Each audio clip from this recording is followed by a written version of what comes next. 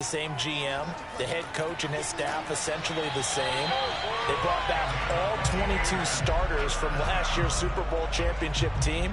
And oh yeah, there's a certain Mr. Brady who won both of those titles in 2004, 2005 as the starting quarterback there. He's back as the quarterback here. I like their chances. I'm going back to you. I'm going back to you. Like 22. The first carry now for Dalvin Cook. And he takes this up right near the 45-yard line. Jair Alexander up to make the tackle. But Charles, you think about these two teams, and think about how long it's been since we've had the same two teams play in the Super Bowl back-to-back years. You have to go back to the Cowboys and Bills almost 30 years ago in the 90s. That's the only time that it's happened in the Super Bowl era. So I'm curious, what kind of chances do you see of us having a Kansas City-Tampa Bay Super Bowl in L.A. come February? Well, you just pointed out how difficult it is for one team to get back to the Super Bowl, let alone the same two teams to play against each other. So the odds are against them, but would we tell either one of these teams they can't get back there? We think they're two of the best in the league. It shouldn't surprise us if it happens, but it is going against historical precedent. But remember last year, the Tampa Bay Buccaneers, they won the Super Bowl in their own stadium. The only time that's happened in Super Bowl history, too. So he stopped for no gain, and it'll be fourth down. Excuse my snarkiness here, but isn't the idea of completing a pass supposed to mean you get downfield and gain yards? Especially on third down. Yeah, that one. How about the defense? Figured that one out in a big way. Yeah, they completed it all right and lost yardage.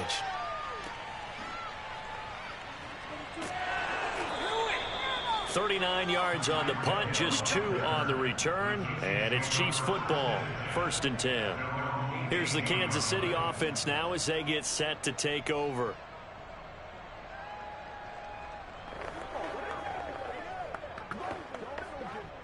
Mahomes will lead the Chiefs up 1st and 10 at their own 18.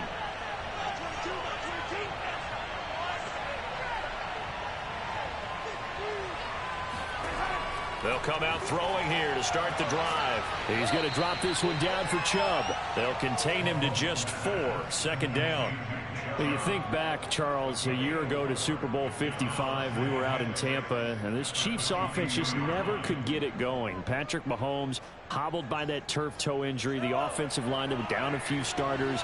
It was just a team that, frankly, was not at full strength.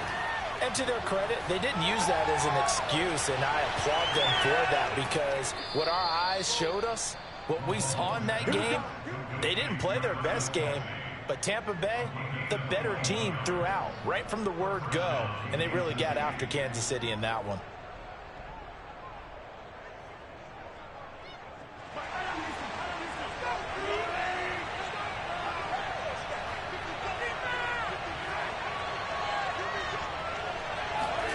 On play action, it's Mahomes.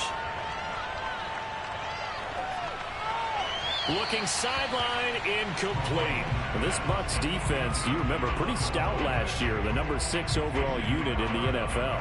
And I think that as the season wore on, and you pointed this out to me as well, you start to see some of their rookies begin to figure things out. And they played a little more like a top 2 or 3 defense down the stretch. And I would say that in the playoffs and through the Super Bowl, they were truly the best defense in the NFL.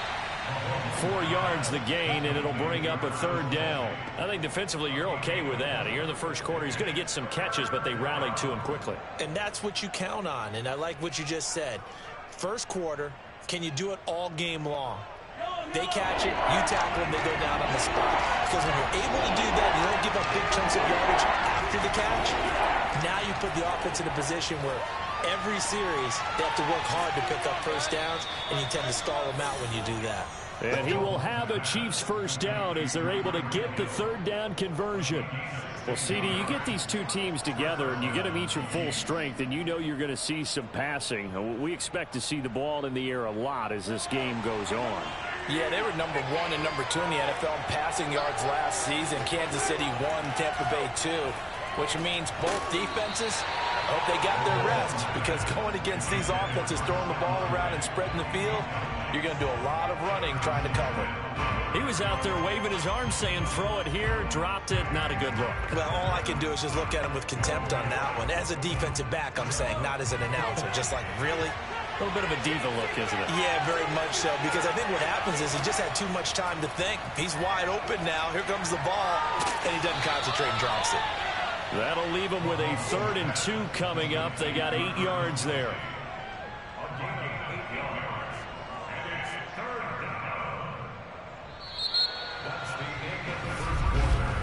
We're scoreless after 1. The Chiefs with the football as we start the 2nd quarter.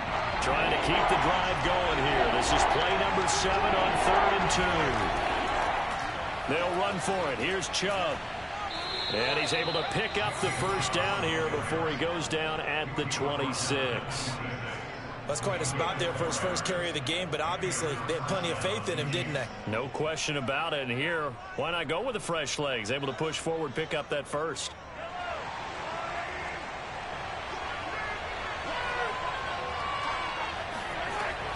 A run for Nick Chubb. The tackle made there by Harrison Smith. Brandon, 5 yards on that run. Let's get back to the huddle and make sure if you're a back, you spend time with your offensive line and give them credit. Hard to move those 300-plus pounders at the line of scrimmage, and they did for a significant chunk of yardage. The 1st down run got 5. Here's 2nd and 5. Looking to throw is Mahomes. Over the middle, complete. It's Hill. This has to go down as one of the simpler routes in the playbook, but oh so effective. Nice completion there. Keeps the sticks moving.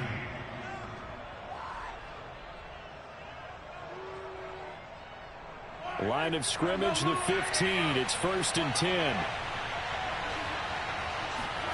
Operating from the red zone now, Mahomes. He'll get it once more into the hands of Hill. And the Chiefs are going to be looking at 1st and goal as they move this down to the 4-yard line.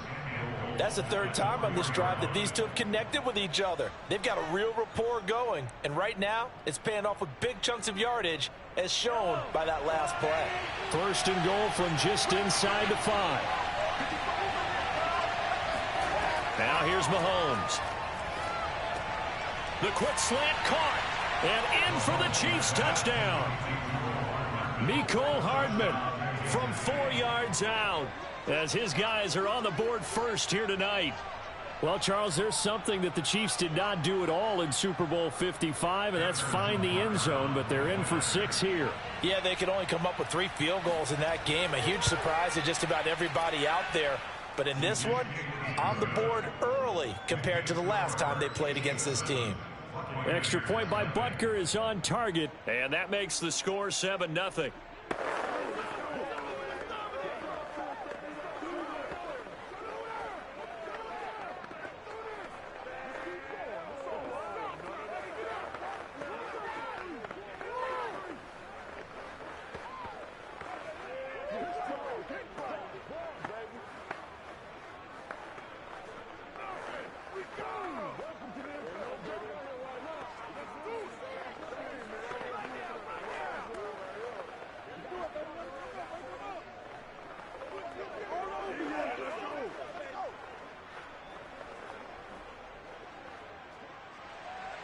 Now after the touchdown, here's Butker on to kick it away.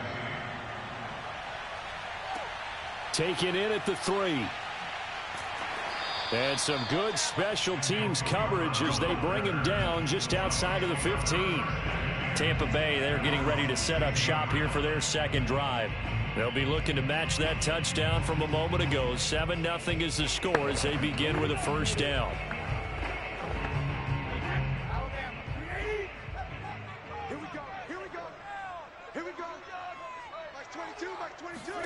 To throw is Brady.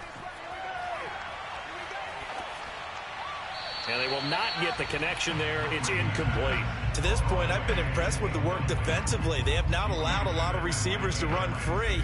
And there's another example, another incompletion.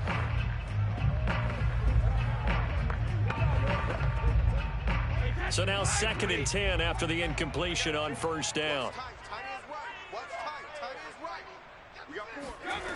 Throwing now is Brady. Uses the stiff arm. 5 yards. Now it's 3rd and 5.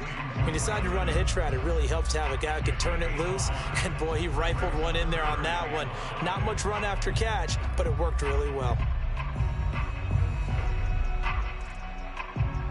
Now on 3rd down, an extra DB out there for the Chiefs. From the gun, it's Brady. Looking deep for Adams. Oh, a leap, and he will make the catch. A big play that time for Tampa Bay. Defender was right there in his shorts. Is that one of those situations as a DB where you just tip your cap and say, nice catch? Well, you're supposed to, but a true competitor, he's not tipping his cap at all. He's upset he still didn't make the play. If it's a 50-50 ball or a moment of truth, he's got to win more than his fair share of them as well. Probably especially angry because if it was incomplete, would have been 4th down. Exactly.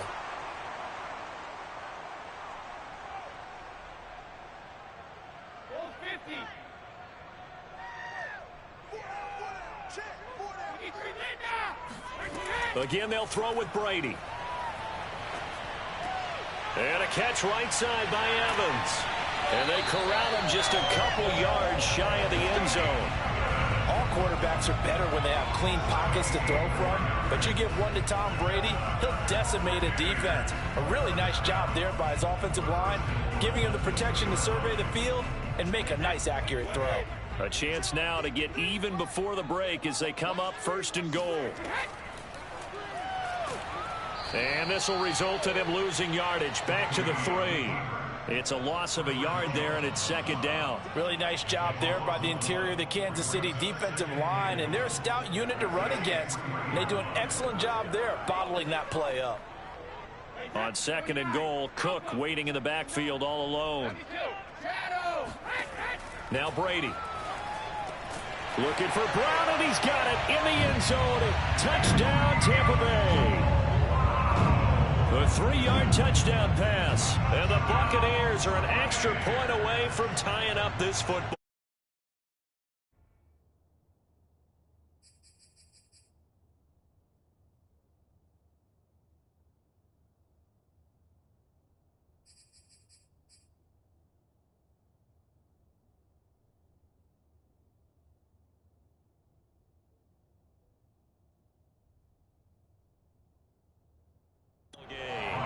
Ryan Suckup on for the point after.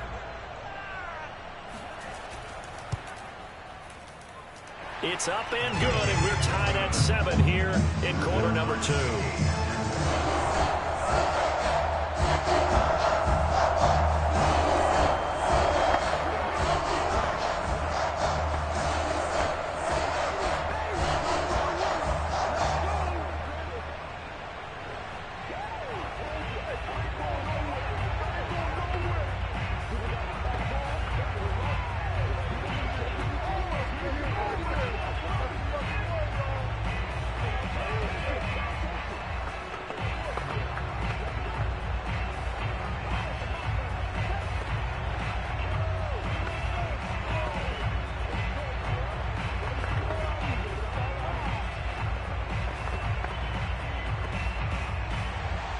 So all even at 7 now as they kick it away. And Hill will opt for the touchback. Kansas City taking the field for their 2nd drive. There was still more than a minute to go in the half. Time to try to mount a drive. And I would think that they would have to. This is today's NFL. You got to push it whenever you get an opportunity. You could never have enough points with the high-powered offenses that you face. And analytics will tell you, try and score when given the opportunity. On 1st and 10, here's Mahomes. And down he goes, a Buccaneer sack. They overload him that time with a safety blitz, and he winds up being dropped for a loss of 7. And this is reminiscent, Charles, of what we saw back in February. The Buccaneer pass rush creating problems for Mahomes. And you think about how often he was on the run in that game. All the yards that he used up trying to get away from people. If he could have just gone downfield, he probably would have 200 yards rushing in that game. They did sack him 3 times, forced him into 2 interceptions. The pressure was relentless. This is a really tough unit to move the ball against. Well, as we get ready for third down, let's go back and recap here. The sack on the first play of this drive, that threw a wrench in what they were trying to accomplish because they were compelled to throw the ball on second down. A running play was not in the works. And that incompletion set up another passing down here on third and long. This time they stay on the ground, and they will bottle him up behind the line, and now will they use a timeout? Now the Bucs going to use the first of their timeouts, as it'll come with 15 seconds to play in the first half.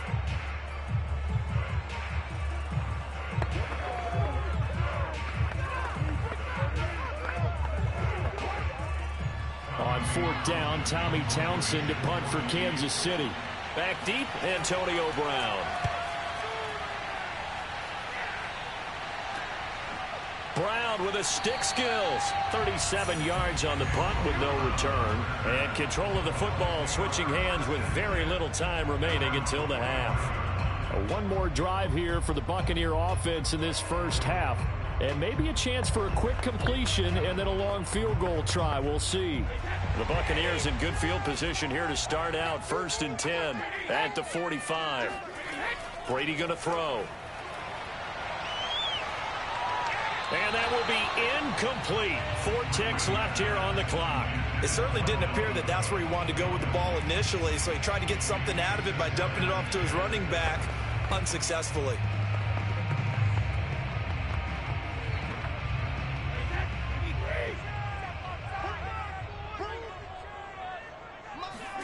The final shot before half for Brady.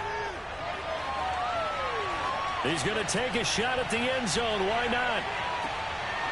And that will be incomplete. Tried to dial up the long one way out there, but it'll be third down. And just like that, on we head to half number 2. Set and ready to go for the second half. 1 touchdown apiece, 7-7 our score. Hill is going to take it out of the end zone. And only able to get this to the 19, so probably should have opted for the touchback. Here comes the Chiefs offensive unit as they'll have it to begin quarter number 3. It's a tie football game here. What do you think, Charles, the message was at halftime? Well, I think that they probably just looked at things and said, we're fortunate that this is a tie game. No need to panic, no need to change a whole lot. We didn't play anything close to our best in the first half, so we don't have to go out and win one for the Gipper. Let's just go out and play our best football and win one for us. And this one will go to the 28-yard line. Just about every quarterback is trained to really look downfield first before you come back and make a nice, safe throw. And in this case, that's exactly what he did. Found his running back, let him create some space, and it turned out to be a nice play for the offense. A good gain on first. Has him set up with second and just a couple of inches now from the 29. Chubb on the counter. And he'll be brought down right at the 30 here. Well, they're hoping that the second half is better for him than the first half. They've got to find a way to get him going. He's a big part of their offense. First down, Chiefs. So 1st and 10 now from the 30. They run again on first down, Chubb. And he's going to get a solid gain of 9 before being brought down. Second and right at a yard. He hadn't had a ton of success here so far, but you get the feeling that he might be on the verge of popping one. Yeah, even on that one, there was a little bit of a hole, but it closed there quickly at the end. The last run got 9. That leaves him with second and a yard. From the gun, it's a give to Chubb. And he'll bring it up here to right at the 40-yard line. I'd say they've got to find a way to get him going. He's such a big part of their offense. I wonder if they might throw it a little and come back to the run. Anything, because you're right. He's pretty much been completely neutralized. A couple of first downs have him to the 40 now on 1st and 10.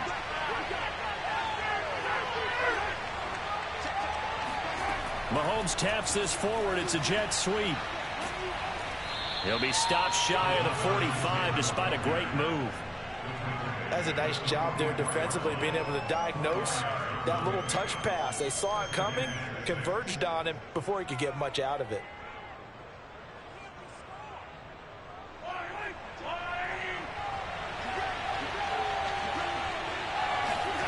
From the 44, Mahomes. That is incomplete. A lot of times it's that first read that you have. Maybe you get it in pre-snap, and he locked in on his target, but he was covered quite well, and that one's incomplete.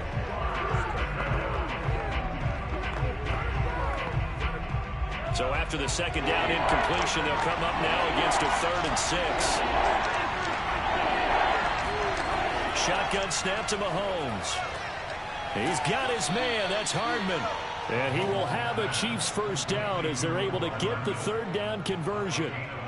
Had to put that ball in there with a little extra zip, but he put it right where it needed to be. Yeah, and that little extra pace that he had on the pass, that required a little extra concentration for him, didn't it? Ball can get on you pretty quick in that manner, and he handled it well and picked up the first down.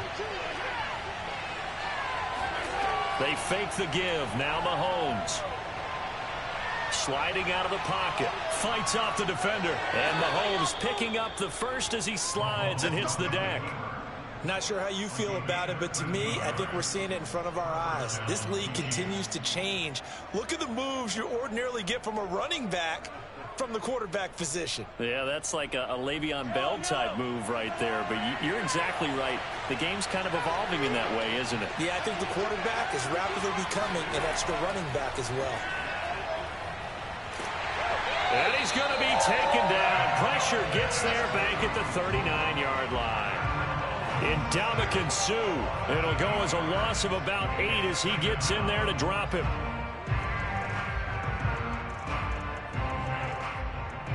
So that complicates things a bit here. 18 yards to go now on 2nd down.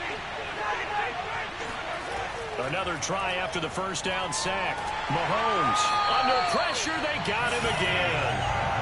Shaquille Barrett, he's the one that drops him this go-around, and that pass rush getting strong here. Back-to-back sacks. We are seeing two really confident defenses imposing their will on these offenses in this game. Yeah, absolutely, going toe for toe. Just curious if one of these offenses can wake up a little bit. Is there any way they can find something that can pop, something big to knock them back on their heels?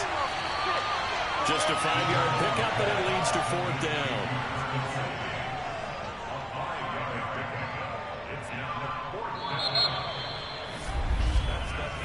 One quarter remains here as we wrap up the week on a Monday night. You are watching the NFL on EA Sports. Back now in Tampa. 7-7 is our score. Pretty even matchup so far as we start quarter number 4.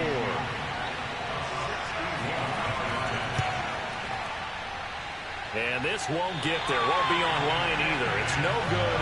Off to the right. And a costly one there as this game remains tied here in the 4th.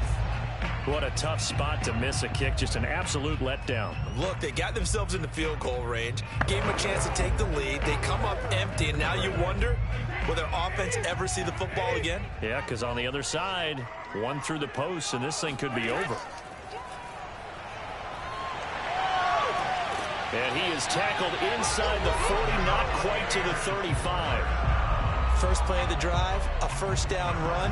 Well, that sets you up for whichever way you want to go. Do you come right back and run the football again because you've got them on their heels? Or do you play chess match with them, break tendency, and go play action and go for the big shot?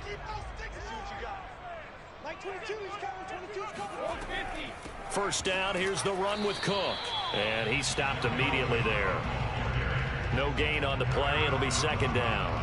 And he got off the end there very quickly to make that play. Yeah, it was almost like the bullet train, wasn't it? I mean, just zoom. Quick, quick, quick. And what a terrific play, holding them to no gain. Officially nothing on that last run. They'll try again 2nd and 10. Working from the gun, it's Brady.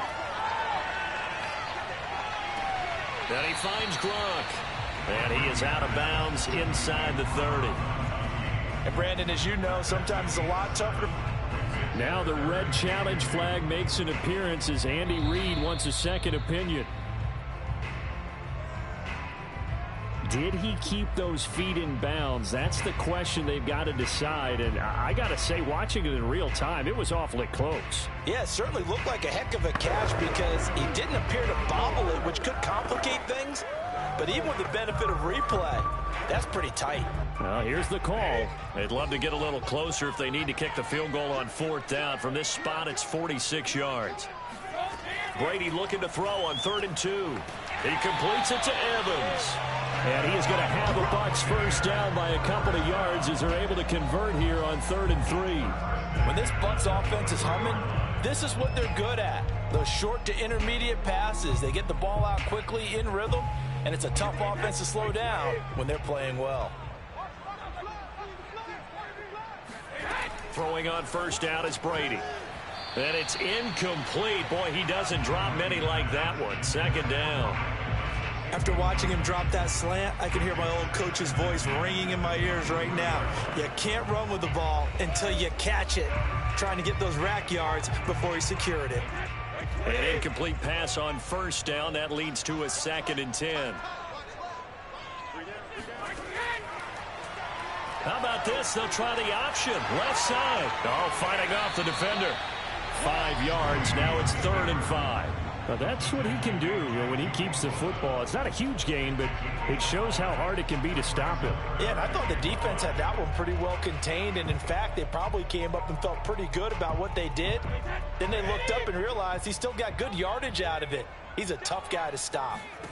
From the gun on 3rd down, Brady. And the throw there going to be incomplete. How about this defense? They came up with a couple of big plays in this sequence, and none better than the one right there, forcing the incompletion and bringing up 4th down.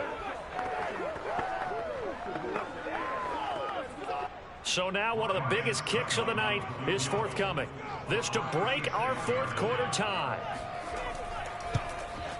And Suckup will put this one right through. And they take the lead here now at 10-7. He was a spectator for much of this game. This is his first field goal opportunity of the entire contest, but he's able to connect. Yeah, he had a pretty good seat to this one, didn't he? But let's face it, all kickers that you and I know, they want to contribute. They want their opportunity, and he seized his.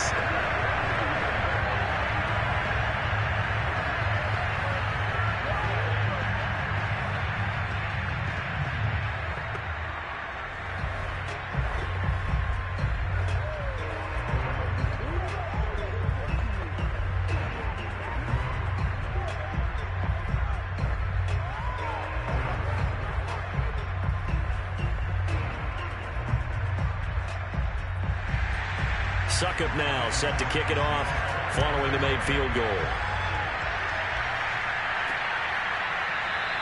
They're going to sit on this one, and it'll come out to the 25. And Kansas City's offense now set ready to go. And now they find themselves trailing following the field goal. Still a good amount of time in this 4th quarter, but this drive very well could determine the outcome of this ball game.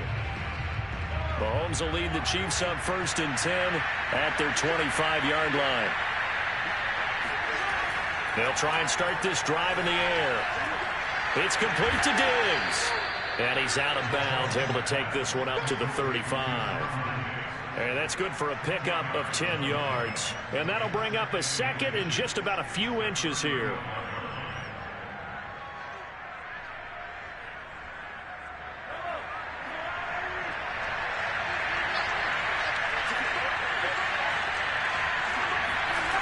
Working from the gun, Mahomes. And this is incomplete. Quarterbacks work all the time on manipulating a defense with their eyes and their head movement. In this case, he just stared the receiver down. That allowed for excellent coverage, able to knock that one away.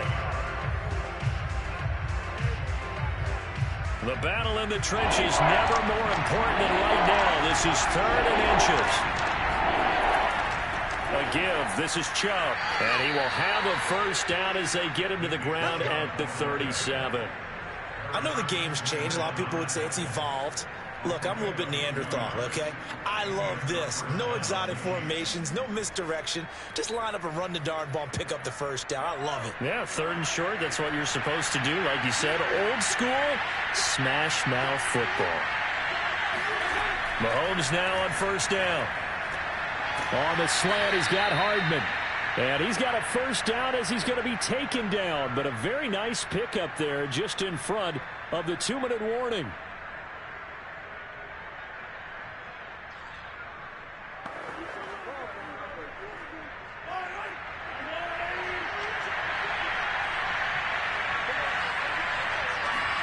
Throwing on first down is Mahomes.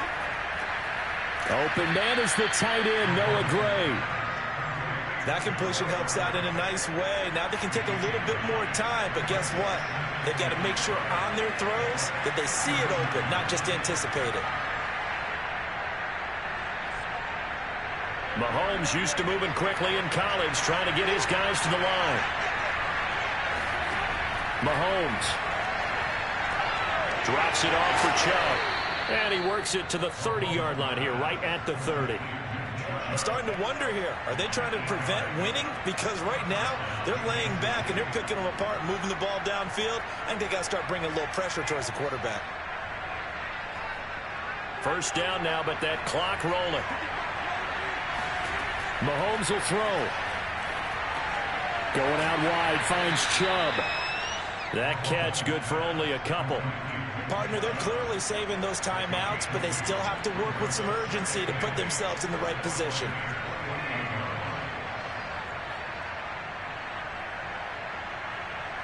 The Chiefs will try and get to the line quickly. Mahomes to throw it. Diggs with a good footwork. And he's brought down, but not before he reaches the 8-yard line. This defense has certainly had an outstanding second half, haven't they? I know they just gave up a first down there, and for the offense, they're hoping that that's something that they can jumpstart with and maybe start to move the ball a little bit better. But it's been tough sledding for them here the entire second half.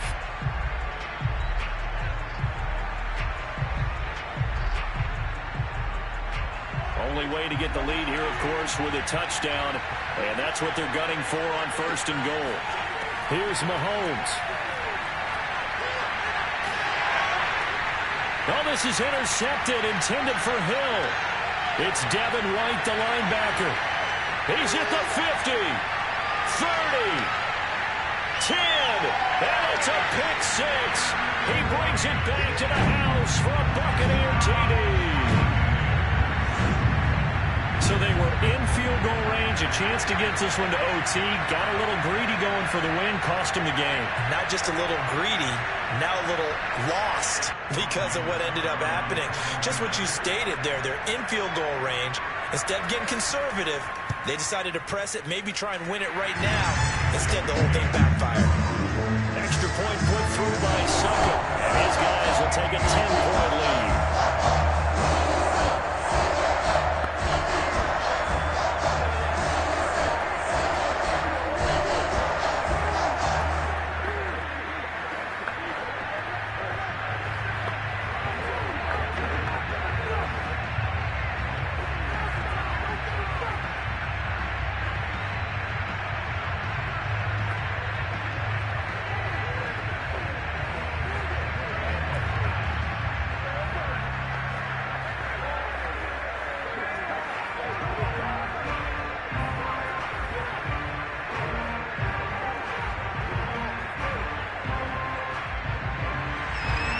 It's Ryan Suckup on after the touchdown to kick it away.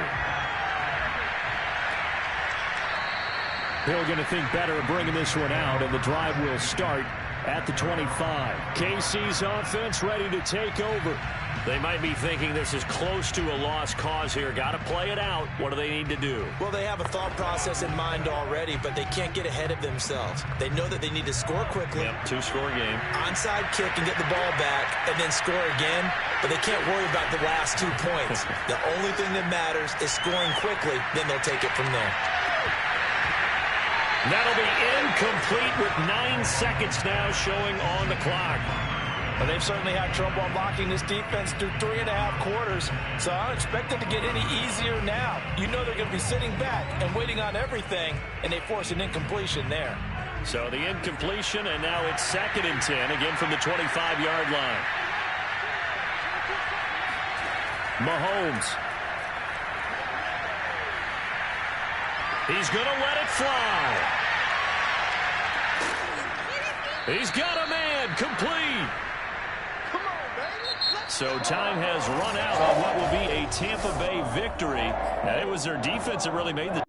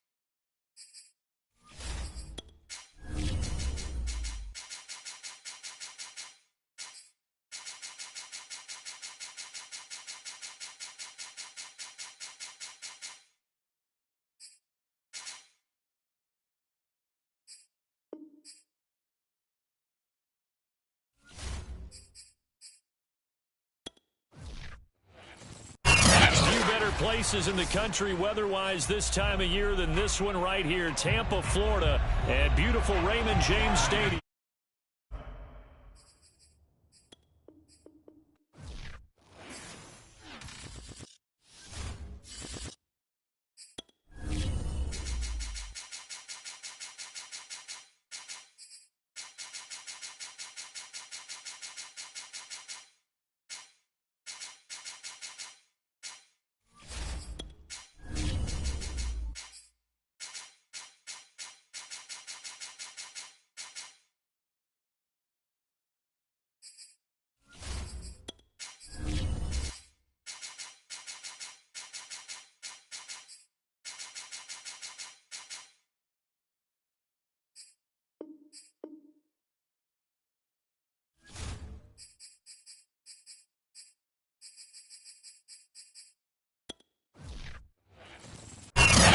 Late in the calendar year, that's a good time to be south, and that's where we are. The weather just perfect right now here tonight at Raymond James Stadium in Tampa, Florida.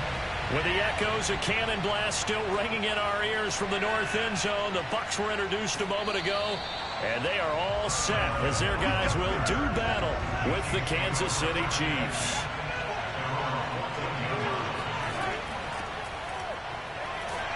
Looks like he's going to get a couple here on this first down carry, and that'll make it 2nd and 8. Well, Charles, you think about these two teams, and think about how long it's been since we've had the same two teams play in the Super Bowl back-to-back years. You have to go back to the Cowboys and Bills almost 30 years ago in the 90s. That's the only time that it's happened in the Super Bowl era. So I'm curious, what kind of chances do you see him as having a Kansas City, Tampa Bay Super Bowl in L.A. come February? Well, you just pointed out how difficult it is for one team to get back to the Super Bowl, let alone the same two teams to play against each other. So the odds are against them, but would we tell either one of these teams they can't get back there? We think they're two of the best in the league. It shouldn't surprise us if it happens, but it is going against historical precedent. But remember last year, the Tampa Bay Buccaneers, they won the Super Bowl in their own stadium. The only time that's happened in Super Bowl history, too. Devin White, the Bucs' leading tackler in their Super Bowl run, in on the stop. This Bucs defense, you remember, pretty stout last year, the number 6 overall unit in the NFL. And I think that as the season wore on, and you pointed this out to me as well, you start to see some of their rookies begin to figure things out. And they played a little more like a top 2 or 3 defense down the stretch. And I would say that in the playoffs, it got his man complete. And they'll get this well past midfield before being stopped just before the 35. It's a big play there for the Chiefs. Well, things are looking pretty darn good on this first drive, aren't they? Came right out, set the tone, this time with a big pass play. And if the peek behind the curtain that they gave us or their game plan, I don't think that's going to be the last one we see. I think you're exactly right about that. Mahomes now on first down. Taking a deep shot here for Hardman. And this is what here? Incomplete, they say. It looked like it was intercepted, but he apparently did not get the 2 feet down in bounds.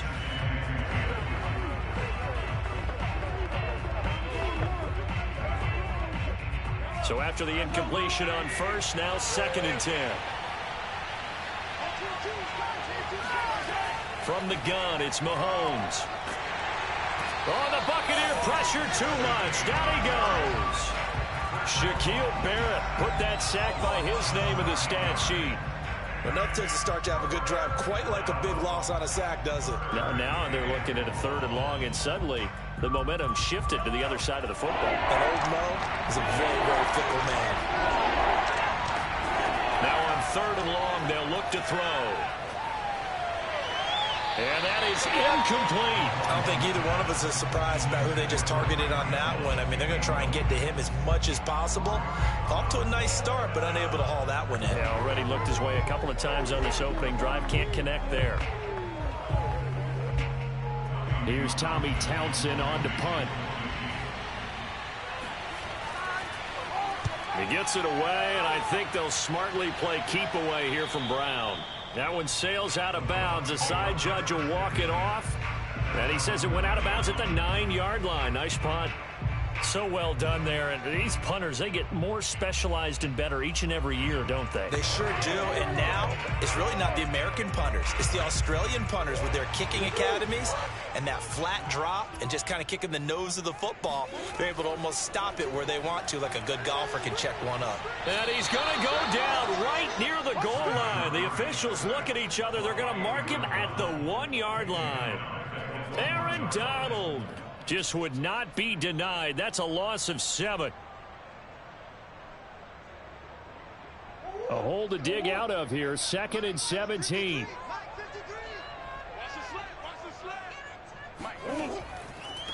Now the first carry for Dalvin Cook.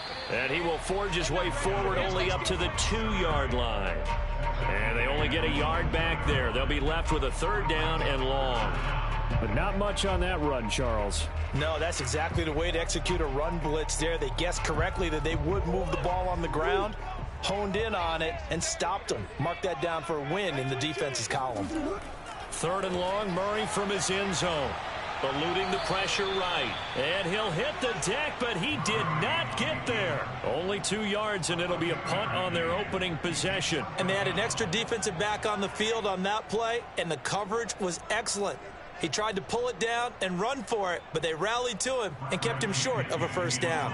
Here's Bradley Pinion now. And no room for error here as his first punt comes from deep in his own end zone. 35 yards that time on the punt. And the Chiefs will have excellent field position here as they take over. Kansas City taking the field for their 2nd drive. The crowd may be losing just a little bit of the edge after back-to-back punts. They want some big plays. They want to see some offense. They want to see somebody break away, whether it's through the air or on the ground. Now it'll be interesting to see where the patience is on both sides. Each head coach, can you hang in there and not try and force something that could put your team in some jeopardy? Give him 9 there on the 1st down completion. Nice rhythm throw there on 1st down. He located his tight end, made it a nice easy pitch and catch. Hoping he can break a tackle or two. Wasn't able to do that there, but still good yardage.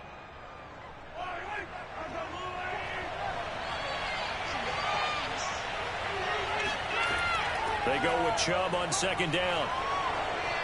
And inside the 20 before he's brought down. Sean Murphy maintaining the tackle. A gain of 14. First down, Kansas City. No score after 1 on EA Sports. The Chiefs with the football as we start the 2nd quarter. As they've got it with a 1st and 10.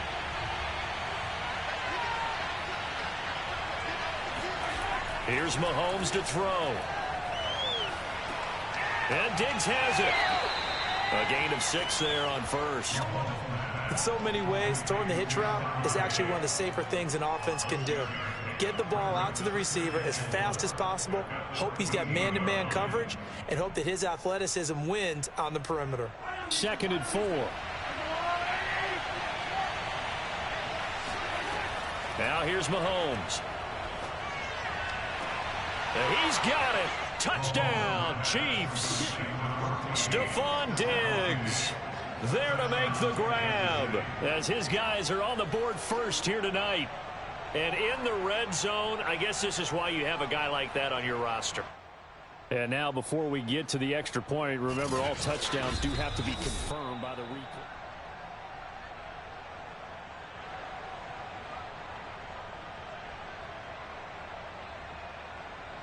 So they called it a touchdown originally, and this will stay a touchdown after the video review, so they had it right.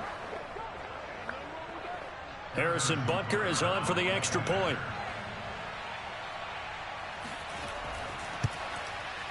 And his kick is good to make it 7-0 KC.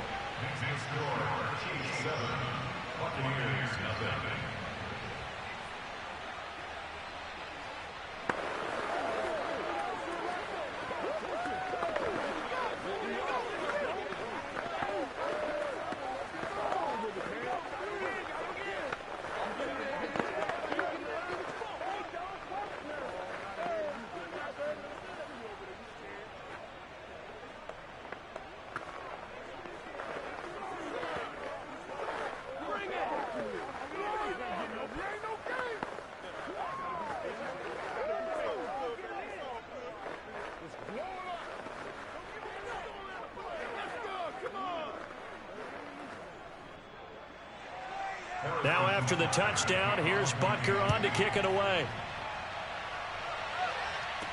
Taken at the goal line. And he'll get it up past the 20 to about the 22. Tampa Bay, they're getting ready to set up shop here for their second drive. And on the last go-around, they really couldn't get anything going. They had to punt from deep inside their own territory, which means you're going to lose the field position battle as a general rule. What they're looking for now is a little more consistency, move the ball at least a few times on offense, get a couple of first downs, and hopefully flip the field. Yeah, just something to build off of. That's what they're looking for here. Here's Cook as they begin on the ground. And he got blown up on that play. Back at the 20. 2 yards the loss, 2nd and 12. Yeah, another negative play in an early down situation. This one to start the drive. You're putting a lot of pressure on your quarterback to bail you out when you're in 2nd and long yardage. So the opening play of the drive goes backwards. Now they'll come up on 2nd and 12. Murray now to throw. That's into a crowd and intercepted. Picked up by Jalen Ramsey. And this one will be brought back to the 22. So they elect to decline it. And why not? Just go ahead and let the play stand, and they'll take that.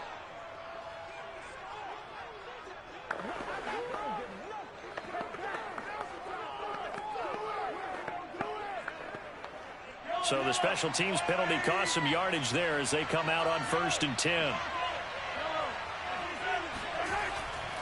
Handoff comes to Chubb. And he'll be taken down near the 20 at the 21. Making the stop that time, Bobby Wagner. Well, sometimes you just have to give credit to the defense. Great job there at the point of attack, holding up. They won their battles at the line of scrimmage, left him no space to try and run. A really nice job swarming to the ball carrier. 2nd down, here's Chubb again.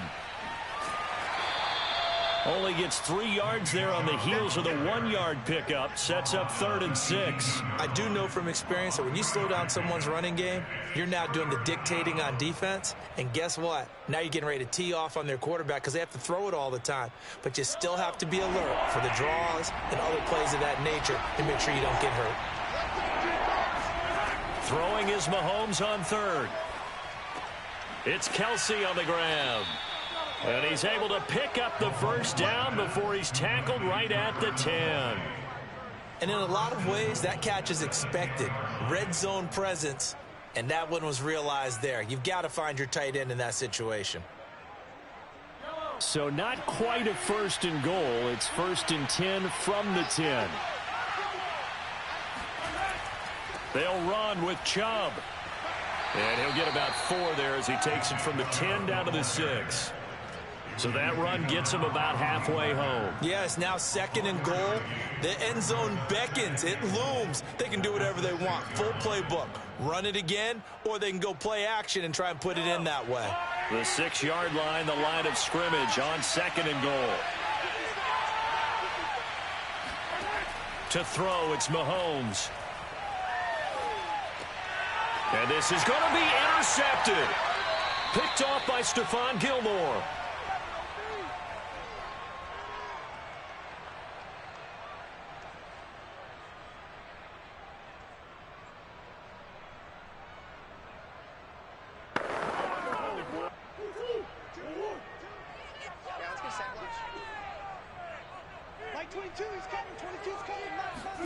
After the turnover, here's Murray. It's caught by Mike Evans. And he's got it past the 30 before he's hit and dropped. As a passer, you're always trying to find that open window to throw the ball downfield. How about this one? Right in the middle of the field, right in the heart of a defense. First down now, but that clock rolling.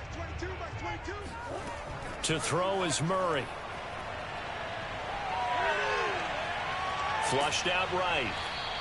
He'll get just a yard on the scramble. It's 2nd down. Well, he did a nice job keeping his eyes downfield, waiting for someone to get open. But once the pressure forced his eyes down to see the rush, it was time to make a break for it. Murray, he's used to moving fast in Oklahoma. He'll get his guys up to the line. Murray's throw on target to Godwin here. And he goes out right around the 39. The reception good for 7. It's third down. One thing you're hoping for when you run drag routes, you're able to hit a receiver in stride, and he can pick up a lot of yardage after the catch. But in this situation, the defense was effective, able to stop him before he could get a good head of steam going. 3rd and 2, and here's Murray. And that will be incomplete. Not much going on this drive. Looks like they're going to have to punt it away, CD. And right now, I know a lot of their fans are screaming for the OC to change things up, get away from what he's been calling. Sometimes you just need better execution of the plays that have been called. Here's Bradley Pinion now, as he'll punt it away for the 2nd time.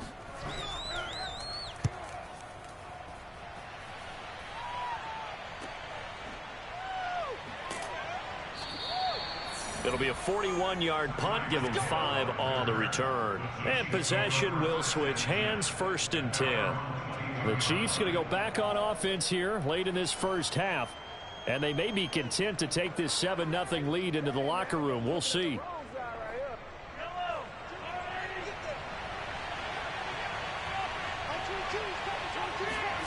Trying to shake off the interception from the last drive. He'll look to throw. And going deep for Hill. And now this is intercepted. My goodness. Darius Slay with a pick. And the Bucs are going to take over once again at their own 37-yard line. Well, his arm strength never an issue, but this one winds up in the wrong hands. Oh, the coverage here is just terrific because when it's done really well, sometimes you can't distinguish whether it's the receiver or the defensive back the ball's intended for. He actually ran with him in perfect motion and able to make a big-time play. Murray now on 1st down. And this one nearly picked off. Kind of surprising to see a defender of his caliber let it get away, but get away it does, and it's 2nd down.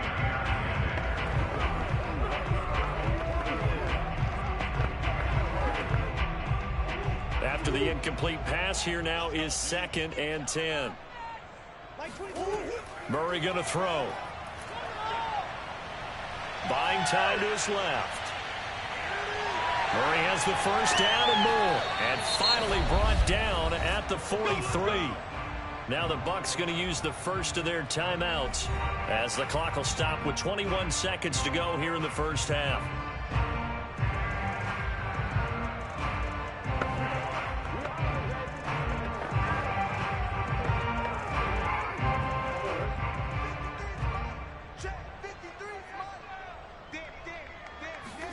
Murray now on 1st down. And a first hookup with his all-pro tight end, Rob Gronkowski. The Bucs going to go ahead and use the 2nd of their timeouts as they stop it with 16 seconds to go in half number 1.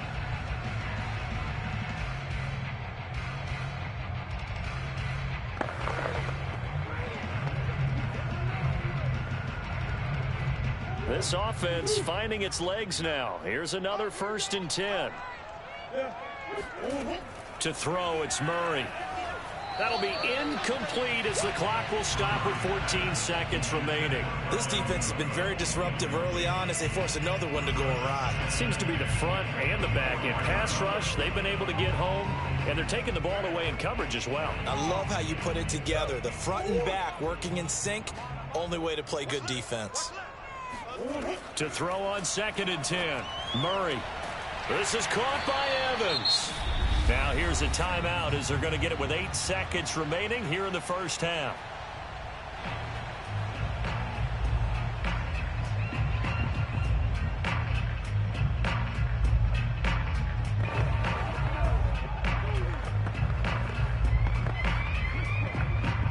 A chance now to get even before the break as they come up 1st and goal.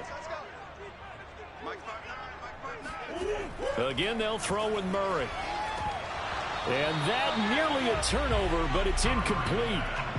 Oh, fortunate to retain possession there, and it's 2nd down. I think he's got to be careful not to force anything into coverage right there. There weren't really any throwing lanes, but the best part for him, he's got 2nd and 3rd down to fall back on.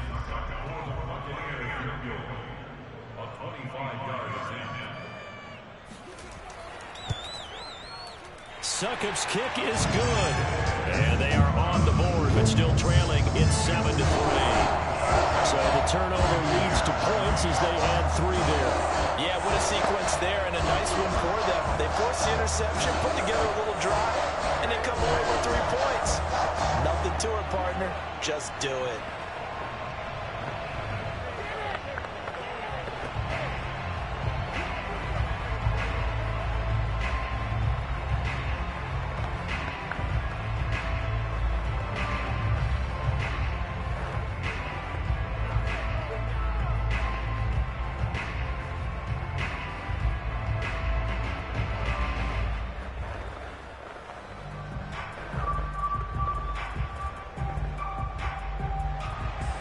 So barring a touchback, this likely the final act of the half as the kick is away. Tyreek Hill set to return it. Let's go. Let's do it. So we've reached intermission here in a low-scoring game. 7-3 is our score. As we send you a stone's throw away across I-4 to Orlando. There standing by is Jonathan Coachman, ready with our EA Sports Halftime Report. Coach, taking it about the 1. And he'll take it a yard or so past the 20, call it the 21. Out come the Buccaneers. They'll have it first to start the 3rd quarter. They do trail, but they have a chance to possess the football first to try and do something about it. And that certainly makes it something of an important drive for them, because is it going to win the game? No, but you have to do something to bring some life to your sideline. Starting the 3rd quarter with Cook. Fights forward for only about a yard up to the 21. I have to think a major focus of the halftime meetings had to be figuring out how to create space for the running game to get operating. Well, what you pointed out to me at half seems accurate. That line has struggled to sustain blocks. Yeah, I would agree with that totally. They've got to focus on staying on their double teams at the first level, make sure that block's secured before they slide off and try and chip someone at the second level. Meanwhile, Murray's throw pulled in by Gronkowski. And they're going to get this beyond the 40 before he's taken down. But when you hit him on the move like that, and he's able to get into open field with a full head of steam, oh, boy, it's going to be tough to get him down. And there was a big window. They're lucky they did get him down.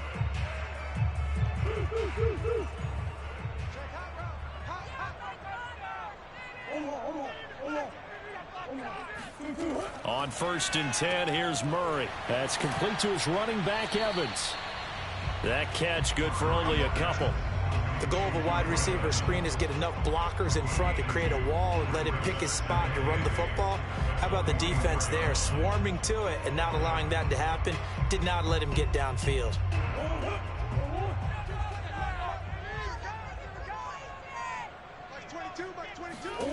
From the 44, Murray trying for Brown, and it's intercepted.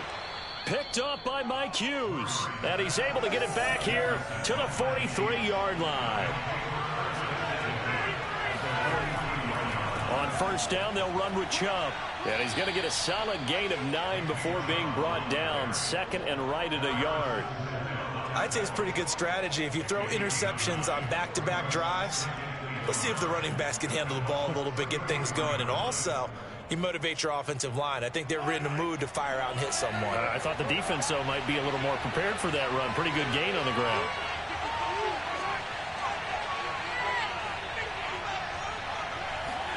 They fake the give. Now Mahomes. He's got the hook up with Diggs.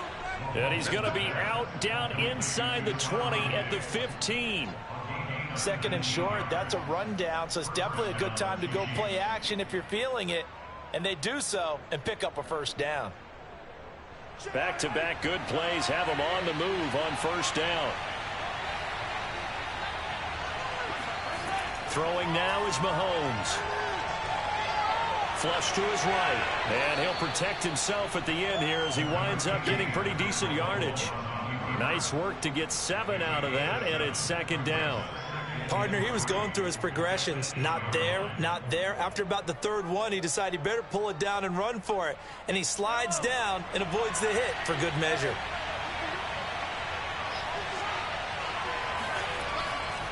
Now Chubb. And he will maneuver his way down to about the 7. Give him a yard on the run there, and that's going to set up a 3rd down and 2. We know that old expression, it's not my night.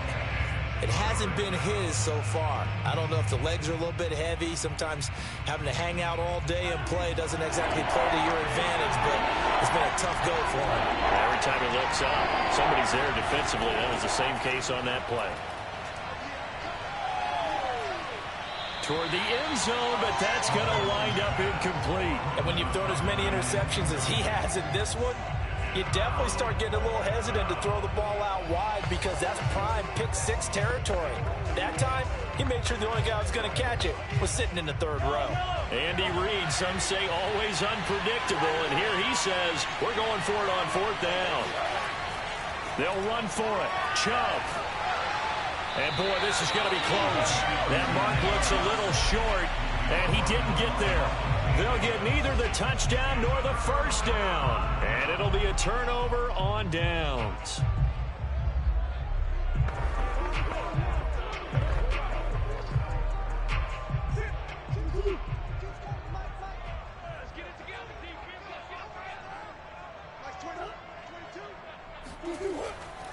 They start the drive with Cook. And they'll get him down up past the 15. And that's why Dalvin Cook is the Minnesota Vikings feature back. You put the ball in his hands, good things happen. 2nd in the NFL last year in rushing with 1,557 yards, and that's now back-to-back 1,000-yard seasons with 30 combined total touchdowns. What a player is Dalvin Cook. 1st down, Murray. And that one drops down, incomplete. Good coverage there, forced the ball free, and it's 2nd down. We saw this a lot in the first half, and it continues. These receivers just not able to get much separation. So that means they have to win the 50-50 balls. They've got to go up with the defender and find a way to start coming down with them. And this time, contact and another incomplete pass. To throw once more on 2nd and 10. Murray. Oh, they've intercepted Murray for the 3rd time. Picked off by Justin Simmons. And this drive will start on the edge of the red zone at the 20-yard line.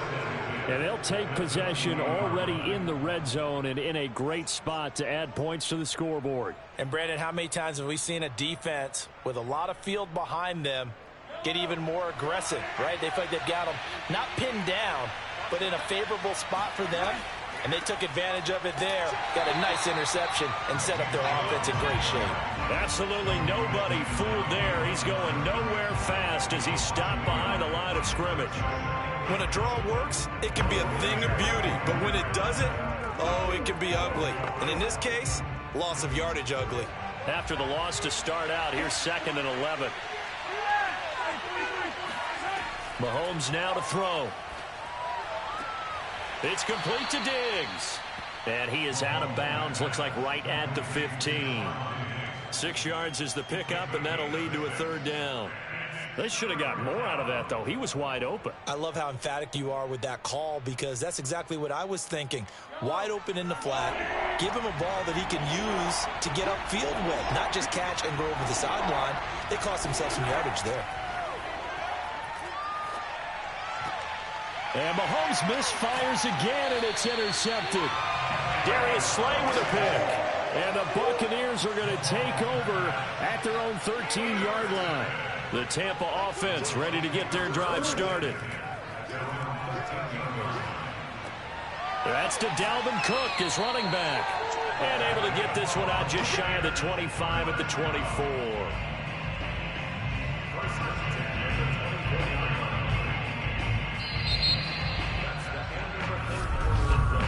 And that is going to do it for this 3rd quarter of action. You're watching the NFL on EA Sports. Back now in Tampa. It's Buccaneer football, but they've got work to do. They find themselves behind here to start the 4th quarter. Murray's throw taken in by Evans here. Pushing his way through. And he'll be taken down, but not before they work it across midfield. A big play there on the catch and run. That could very well be a defining play in this game. A touchdown, that gives them the lead, and they took a major step towards getting there with that big play right there. So the line of scrimmage moves all the way across the 50 now as they come up 1st and 10. Out of the gun, here's Murray. And for the fourth time tonight, it's an interception. Picked up by Jalen Ramsey. And the Chiefs are going to take possession as they've got it at the 42-yard line. Scoring has really been at a premium. And, Charles, you got to tip your cap to this defense coming in here. Their offense, too, but this whole team coming in here on the road, getting a hard-fought win. I think the way that they're finishing this one up, an exclamation point on a terrific game. As you noted, hard for them to put points on the board, and they hold them down one more time and finalize things. And nothing much materializing there on the first down run. He'll get a couple, and that's it. Got to figure now, after getting that turnover, they're just going to be happy to keep the ball on the ground, right? This is where covering the football, taking care of the ball, all the ball security terms that have ever been used, they come into play for the guys on offense right now. Just take care of it, and they've got a good chance of ending up winning this game. From the 44, Mahomes. Escaping the pressure right. And he'll take this beyond the line of scrimmage as he slides to a hole. He'll wind up getting 4 there on his own, but it will leave him now with a third down situation.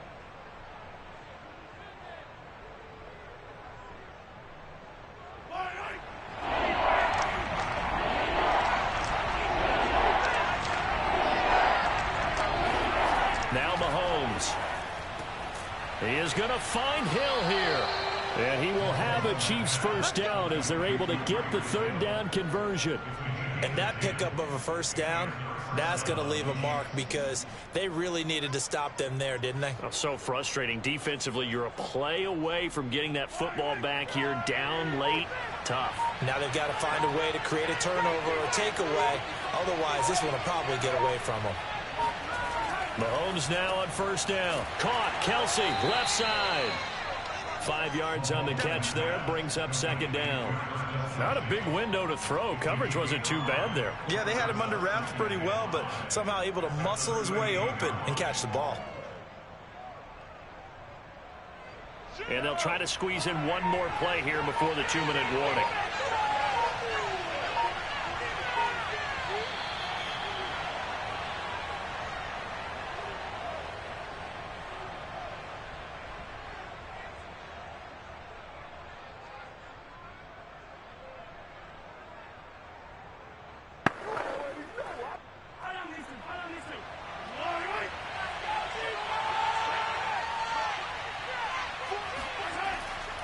They'll try and run some clock here as they keep it on the ground. And he's going to be met at the line of scrimmage and taken down. So fresh out of the 2-minute warning, and here's another timeout taken with 1:55 remaining.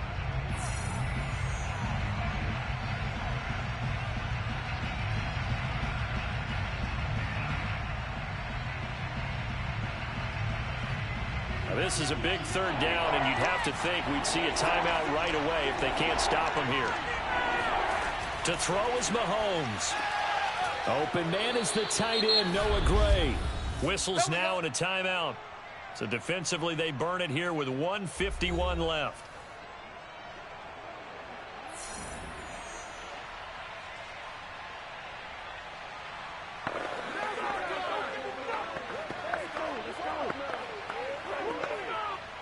Not totally home free yet, but it's looking good as they come up 1st and 10.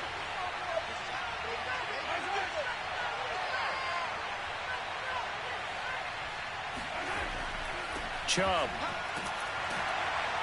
And he'll manage to pick up about 4. It's second down. The Bucs forced to use their third and final timeout as they'll talk things over prior to this upcoming second down play.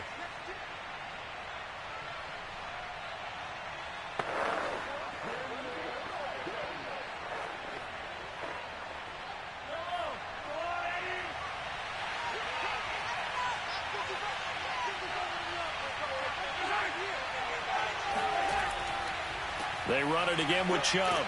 They get him to the ground right on the cusp of the red zone after a pickup of 5 or 6. Now we will pause for the injury. That's the wide receiver, Tyreek Hill. Hill a little slow to get up. While the trainers take a look, we'll step aside.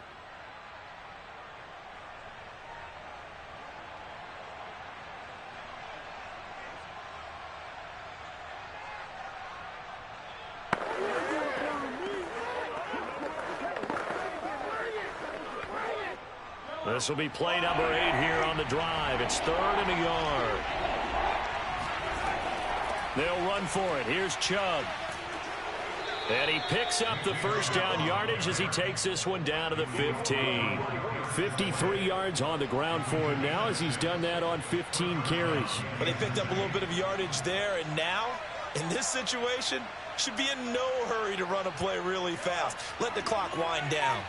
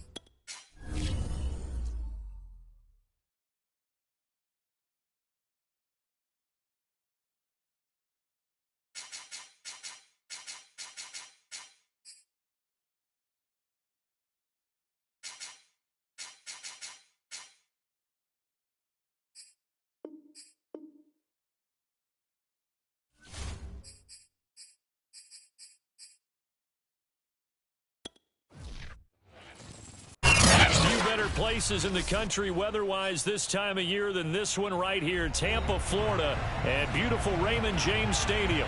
Just a short time ago, the Buccaneers emerging from their tunnel to the roar of this frenzied crowd here in the Sunshine State.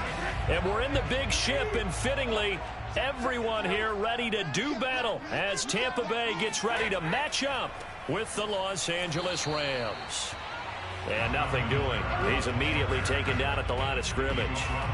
Call it no gain on the game's first play, and it's second down now. A quick observation, Brandon, because early on in this game, I'm seeing linebackers putting up their noses close to the line of scrimmage. And my guess is the wheels are turning on that other sideline. As a play caller, you're filing that away right now, aren't you? Yeah, you're trying to find that opportunity later on when you can play action them or stick something to them between the second and the third level. The throw on second down by Brady is incomplete. Good coverage on the outside, and I think that's where he wanted to check that down to. But once he saw the danger over there, he just threw that one over everyone's head. Smart play. So now an early 3rd and 10 here on their opening drive. Brady now to throw. Evans has it left side. And this will not get close to the first down marker as he's brought down at the 26. Only 2 yards, and it'll be a punt on their opening possession. There's an example of good situational football being played by a defense. They understood where the third down play was, the down and distance, and made sure that they didn't get anywhere near that, bringing up 4th down. Yeah, they were sniffing out that marker, didn't want to let him get close to there, and now a likely 3 and out to start. Yeah, I love the way they rallied to the football and got to him and made sure he didn't give up much run after catch. 39 yards on the punt, give him just 1 yard on the return. And the Rams will go on offense here with a 1st and 10.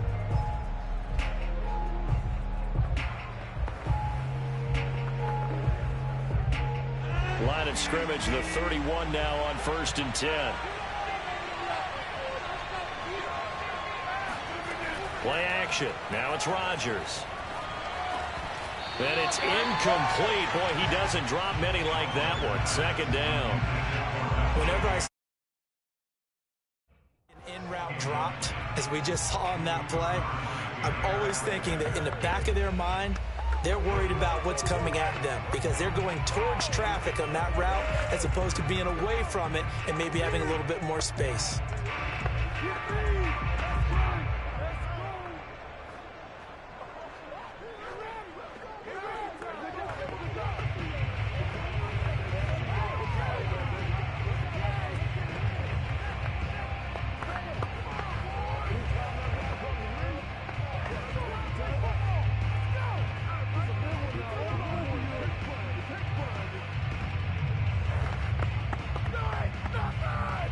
So now 2nd and 10 after the incompletion on 1st down.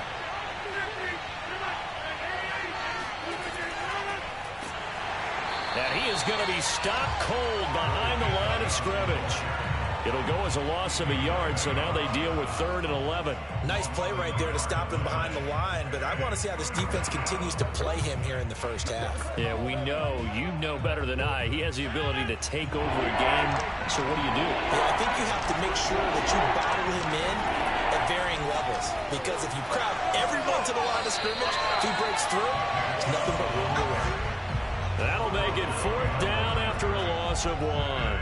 So opening drive, 3 straight runs, unable to pick up the first. I know the fans want to see first downs, but guess what? The coaches have reasons for what they're doing. Sometimes they've scripted it, and some of these runs, while they haven't been successful now, they may be successful later on.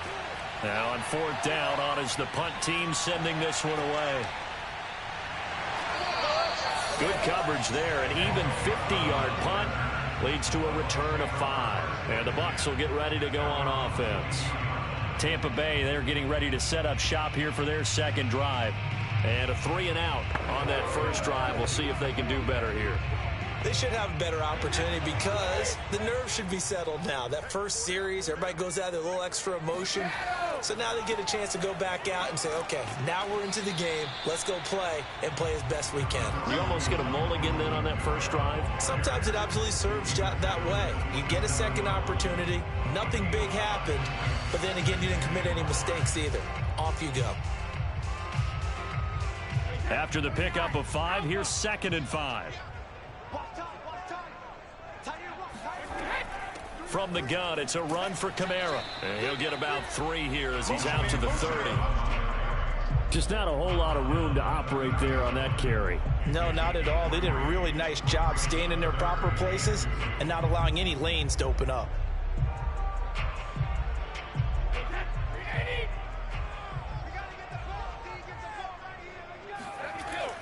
Here's Kamara trying to run for it. And he gets it to the 34. Good enough for the first.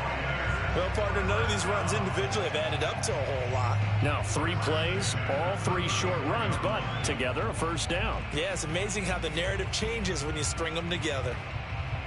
From the 34 now, here's 1st and 10. They'll run out of the gun with Kamara. Solid move, but he's corralled just beyond the 40. A solid run on first down. Gain of 7 leaves him with a 2nd and 3. A nice run here early on. It doesn't take a great play caller to realize you want to establish a guy of his caliber with runs like this early because they'll pay dividends as the game progresses. A good run, got 7 on first. Here's 2nd and 3. Now they'll throw with Brady. He finds his target. It's Evans. Now the ball comes loose. And now the Rams have got it going the other way.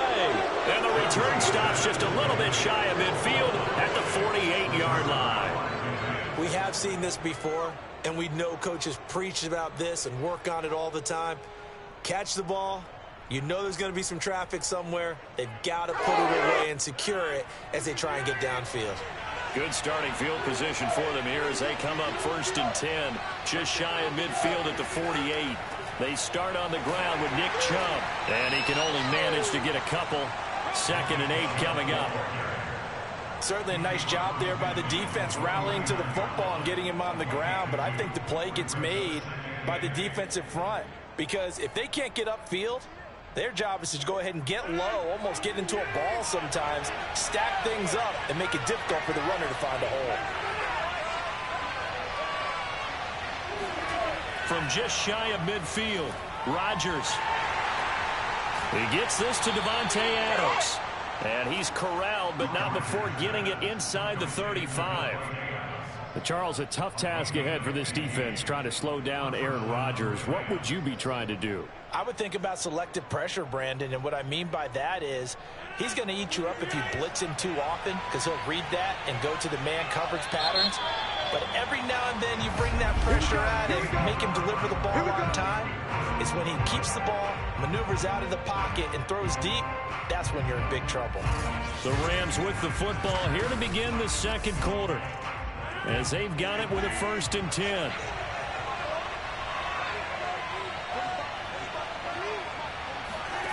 Throwing is Rodgers. He'll get this complete to Cooper Kupp. And he's got this down almost to the 20 before he's dropped. It's a game of matchups, and that's why you take your receivers and move them around a bunch, especially your best guys. And when they work out of the slot, you often hear the coaches talk about how great it is because it gives you a two-way go. You can break out or you can break in. That makes it hard to defend. A run for Nick Chubb. It was Jason Pierre-Paul who was able to get him down. Yeah, things were pretty stacked up there in the middle of the line. A lot of bodies, not much space. I think ultimately he was fortunate to get anything out of that run. Here's 2nd and 9, just a yard on that last run. Now Rodgers. They set up the screen to Chubb.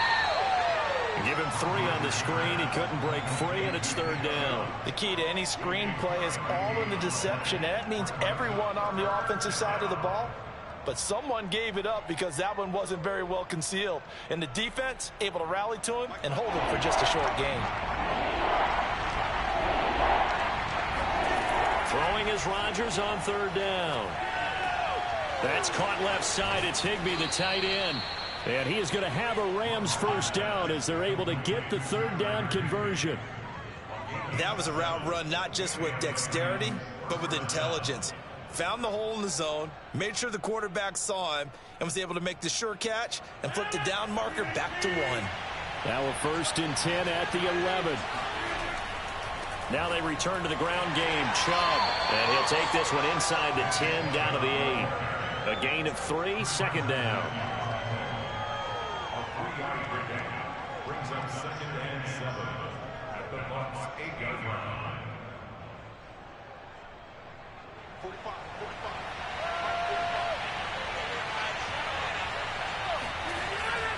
A give. This is Chubb. Fighting for the end zone. He lost the football. It's out. And it's picked up by the Buccaneers. And a big turnover there as his guys will get the football back. Pardon me, you know how often we hear about the red zone, right? From the 20-yard line going in, that scoring zone, getting points on the board. A lot of teams call from the 10-yard line in the green zone. That's your money zone. He fumbles the ball inside the money zone. You have one job, take care of the ball. That didn't happen. Now after the fumble recovery, it's Brady. Looking middle, it's caught by Gronkowski. And he'll be corralled right around the 34. So the PI decline, and that'll give him a fresh set of downs. And when you scout tight ends, one thing you want to know, just how strong they are. And we saw it in evidence there. He was able to fight through all the contact and still secure the football. Brady and the Bucs now with a 1st and 10 at the 34. Back to throw. Brady, open man, Gronkowski complete. And he'll be taken down, but not before he works it past the 50. When you get a big tight end like this, sometimes it takes more than one man to bring him down. Oftentimes, your best bet, just jump on and hold on and wait for your teammates to arrive to help get him on the ground. Single. 87 to me. 87 to me.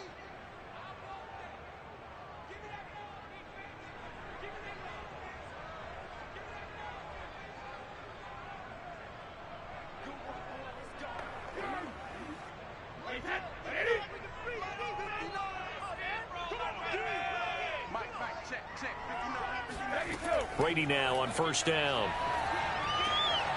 He's got it complete to Stephon Diggs. And he'll go down, but not before getting this inside the 30. My goodness, they've come out locked in on this drive. Play calling, execution, they are fully in sync. 3 straight passes, 3 first downs. They're moving the ball downfield almost at will. This defense really struggling to find answers. He'll find Diggs once more on the completion. Now after the completion, we're going to get a timeout, an injured player. We'll check on his status when we get back.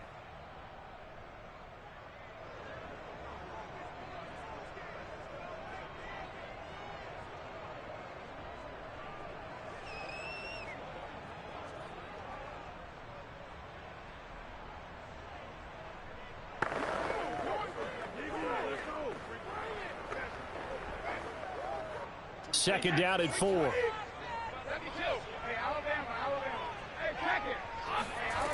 Brady. That's to his running back. It's Alvin Kamara. And they'll bring him down at the 13-yard line. Well, they've certainly done a nice job spreading the ball around on this drive. This time he gets it out to his back, and it's another nice play and another first down. They've got the defense on their heels a little bit. They're reacting instead of being aggressive and making plays. Now the Bucs going to use the first of their timeouts as they'll stop it with just over a minute to go before halftime.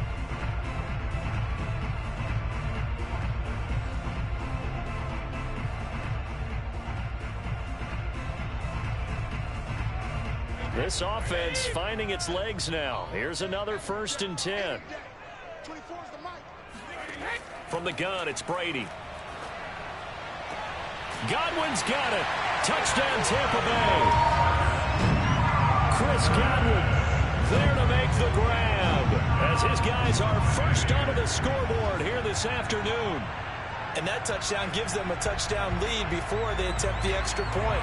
What a great way to end the half. Yeah, great job to put themselves in front, and now See on the sideline, special teams defense scrambling, saying we want to preserve this for the final moments of this second quarter. Extra point up and good by Succop. And it's now a 7-0 game.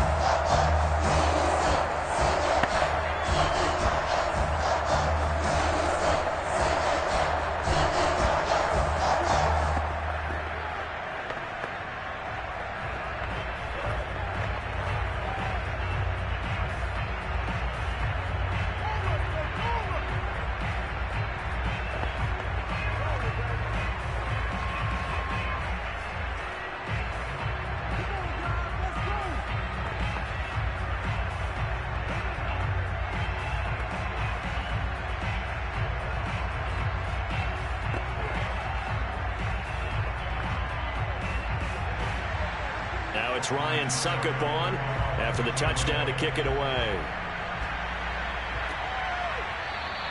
And Hill will opt for the touchback. Now the Rams going to take over late in this first half. And with just under a minute to go, they might try to think about mounting a drive here if they can and get in the end zone. Could potentially tie this game up.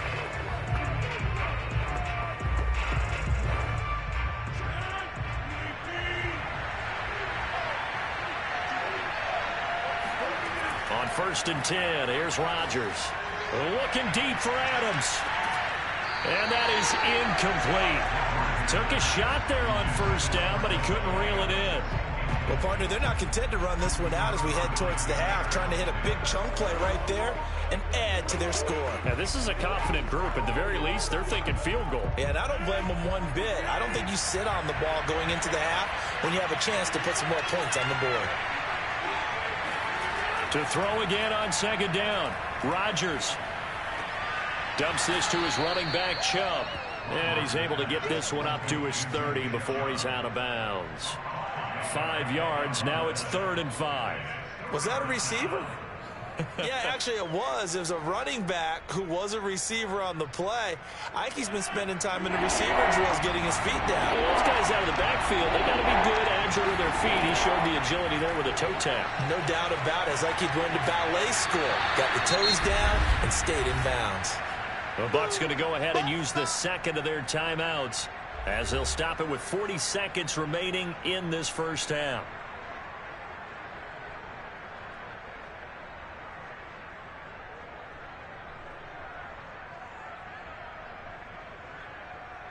Here's Johnny Hacker now as he'll kick it away for the second time.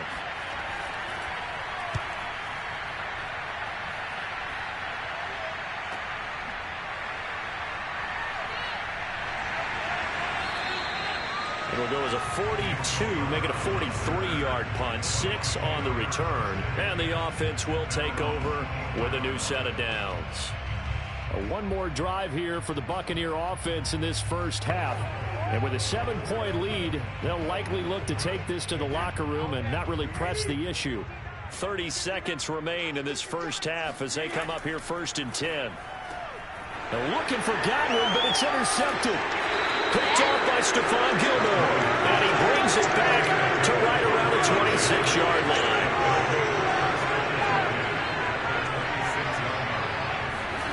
So after the INT, it's Rodgers.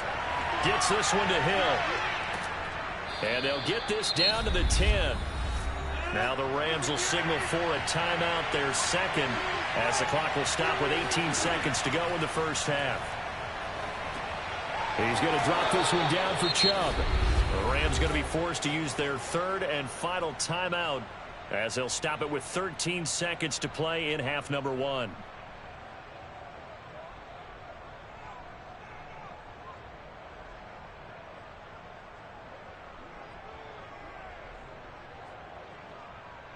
Now 2nd and 5. Snap will come from the 6. Here's Rodgers to throw. To the goal line, but it's incomplete. I tell you, Brandon, this defense is playing with some confidence. Haven't allowed a point yet. Flying to the football. I'm telling you, it's almost 11 to the ball on every snap. Another nice job there to force an incompletion. They come up now 3rd and 5 following the incomplete pass. Shotgun now for Rodgers. Looking end zone, but it's incomplete. They certainly had good starting field position on that drive, but couldn't do anything with it after 3 plays. Have to admit that that's a disappointing end to excellent field position. When that drive started, they had 6 points that they were thinking about. So they won't get a touchdown, but here's a chance to at least get 3 to end the first half. From the left hash, should be a fairly easy one here. And Gay knocks this one through. And they are on the board, but still trailing. It's 7-3. So they do get to 3 points before they hit halftime. Something to build on, maybe. Yeah, go ahead and raise the banner, right? Wave the flag. That's good. Got points. And now, as you said, they've got something to build on as they get ready for the second half.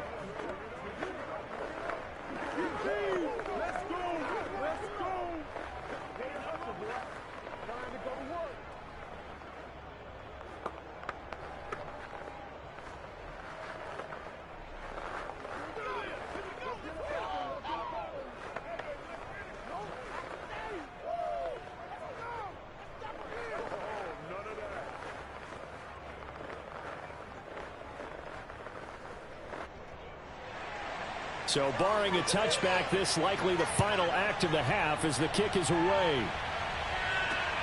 This fielded right at the goal line. So we've hit halftime here in Tampa with the Bucs out in front. As we toss it an hour or so east of here to Orlando, it's Jonathan Coachman with our EA Sports halftime report. The Bucs with a lead, and they'll get the football first as the second half is underway. And able to get this across the 20, but not much further as he's dropped at the 23-yard line. The Rams offense ready to begin quarter number 3.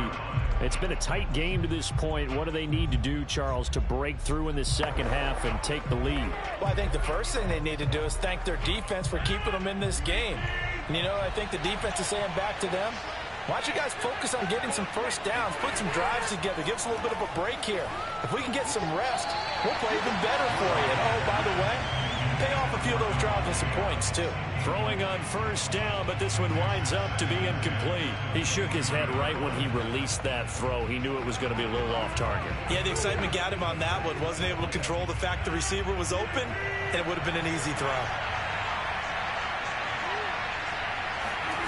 Throwing again on 2nd and 10. Rodgers. And he'll look for Adams again, and this time he's got him.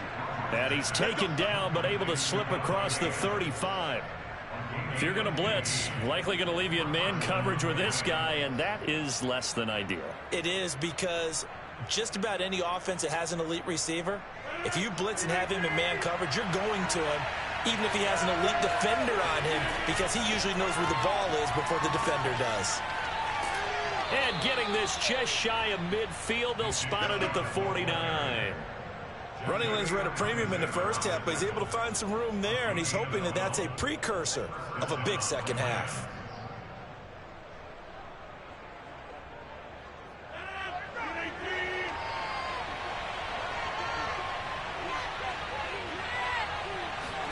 Throwing on first down is Rodgers. Open man is Hill. He's got it. And he takes this one down almost all the way to the 30.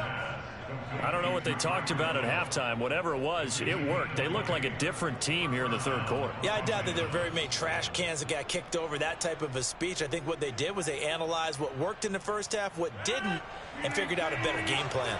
Still in search of their first touchdown of the game, but they're on the move. 1st and 10. Meanwhile, Rodgers' throw, it's complete into the hands of Higbee. Now what we're seeing, this is much better from this offense, because so far in this game, no touchdown to this point, and what's usually a direct correlation? Very few explosive plays. That's been their issue, not able to make that big shot downfield or break one off, but a nice game there for a first down. Into the red zone, it's Rodgers. That's out to Hill, right side complete. And able to get this down inside the 15 to either the 13 or 14 before he's out of bounds. 5 yards on the catch there, brings up 2nd down.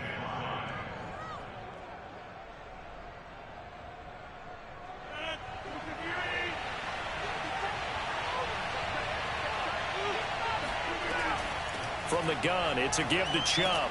And he's able to work it here to the 8-yard line. Now, they struggled to get him rolling on the ground in the first half, and that's sort of continuing here in the third quarter. Yeah, but I don't think it's time to abandon the running game. I would say keep feeding the horse, and I believe he'll eventually reward them, especially as we get deeper in the game.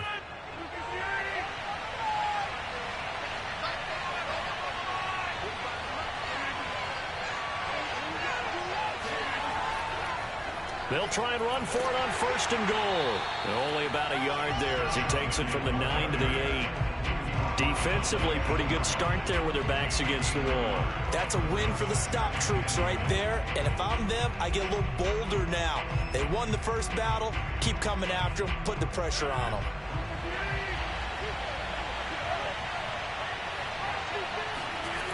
They toss it left side to Chubb. And the second wave of tacklers is going to get him as they stop him behind the line. That's a big loss of 3, and it brings up 3rd down. This defense is just flat getting after it. They have not given up much of anything in the run game. Case in point right there. This has been a long drive. You got to figure a field goal would be a letdown. Can they convert now on 3rd and goal? Shotgun now for Rodgers. To the end zone, but it's incomplete. Great defense there on 3rd and goal. They took away everything. Forced him to fire that one to the sideline where no one could get it.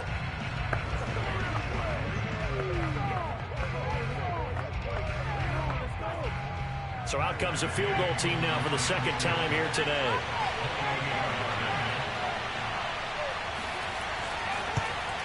Gay's kick is good.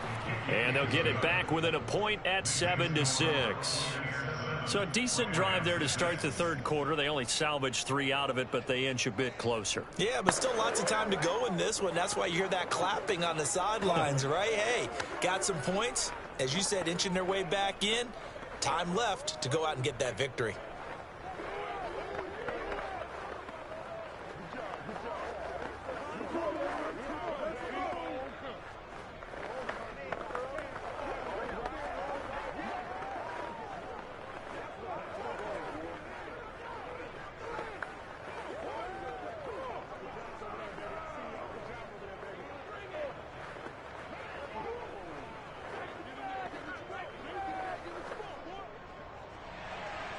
Out is the kickoff unit as they run up and send this one away.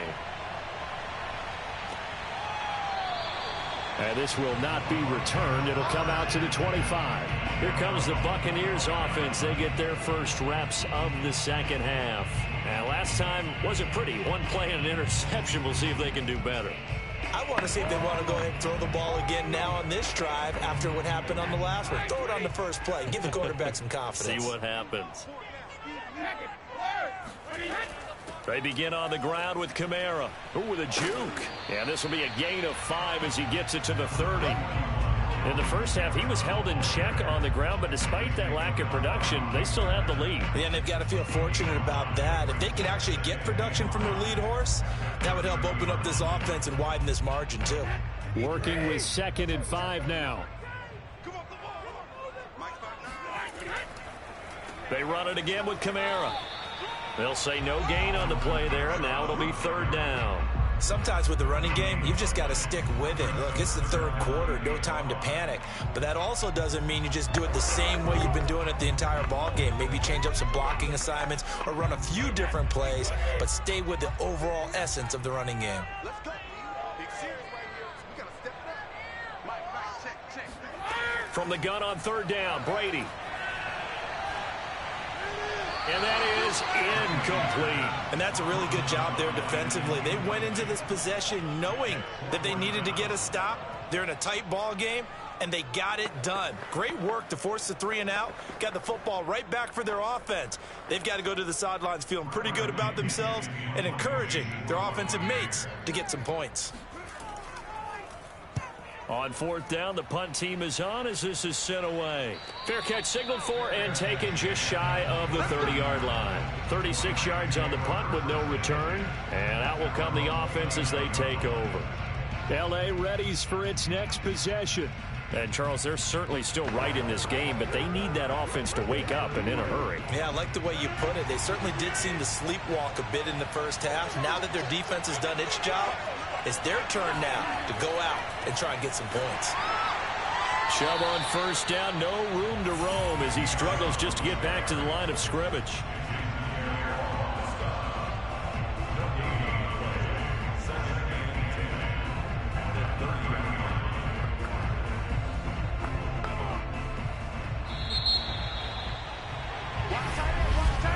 And as they come to the line, they will not be able to get off another play as time has run out on this third quarter. This is the National Football League on EA Sports. Back now in Tampa. And we've got a dandy here. A one-point game as we begin the fourth.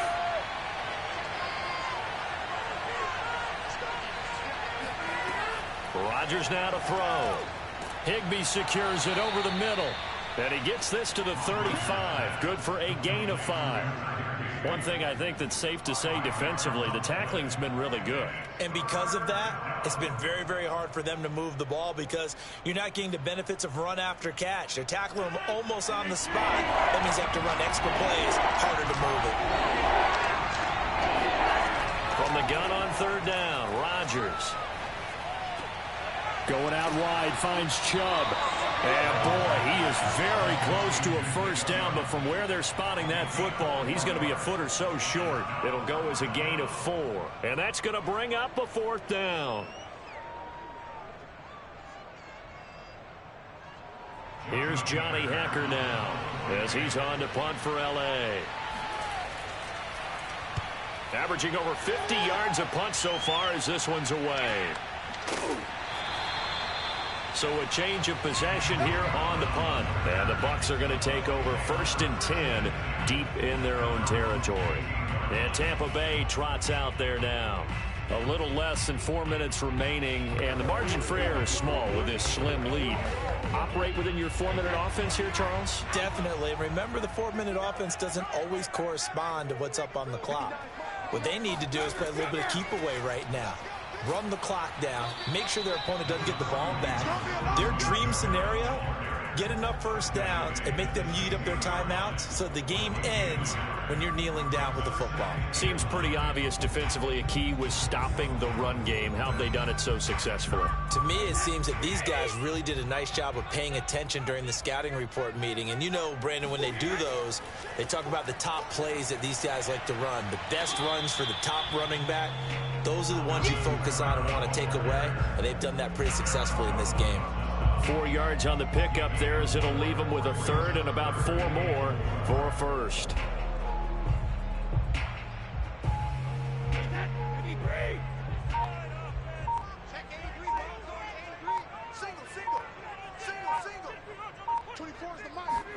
Here's Brady to throw. They'll set up the screen now to Kamara. And gets by him, and now a little daylight. And he is out of bounds right around the 34. And probably the only thing he did wrong there was go out of bounds, nursing this fourth quarter lead. You want to stay in, eat the clock. Yeah, you got to love the effort, the catch, the extra yardage, but you got to know the situation. Stay in bounds, young man. From the 34 now, here's 1st and 10. Shotgun now for Brady. Back to Kamara for another catch. A good rally to the football keeps him to only a yard, and it's 2nd down. Can you do any more work or make it more dramatic for not much gain than what we just saw there? Did you see how his toes got down? Tip-tap, got him down. But what did he get out of it? He sold the sizzle. He just had no steak. I mean, was it 1 yard? Yeah, plays like that, you at least expect a first down. They're just 1 yard. Going deep for Diggs. Got a man, it's caught inside the 10. And he takes it down deep into enemy territory. Boy, tight game like this, fourth quarter, personal foul penalties, a no-no. Yeah, we know the emotions are running high. The tensions are the same. Who can control them best could ultimately win it. So the ball's moved to about the 1 after the penalty, 1st and goal. Now Brady. And he's got his tight end, Howard. It's a Buccaneer touchdown. O.J. Howard there to make the grab. And the Buccaneers here finding a way to stretch their lead. So an important drive for them there. They're not home, but momentum, Charles, definitely in their favor now. And I like the point you just made. They're not home yet, but a one-point game, and if you kick the extra point, make it an 8-point game. Only one score, but you're right. Momentum definitely in their favor right now.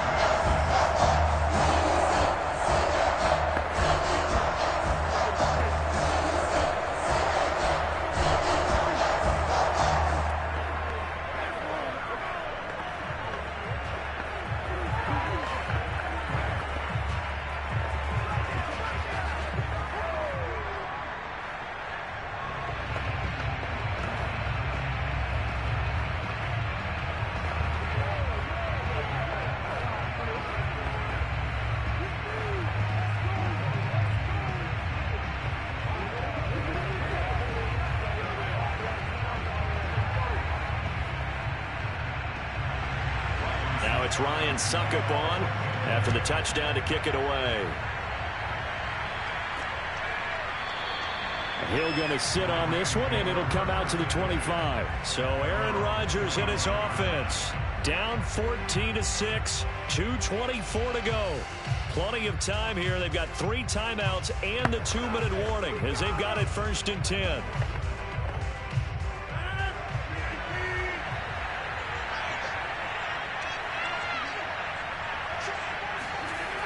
On 1st down, Rodgers. Slant to Adams. You can see the time and effort and thought that they put into their passing game because it was evident right there. It looks like a simple pitch and catch, but you and I both know that they have planned for this and worked hard to make it happen. 45, 45, come on, 45. Hey, I'm coming after you. I'm coming after you.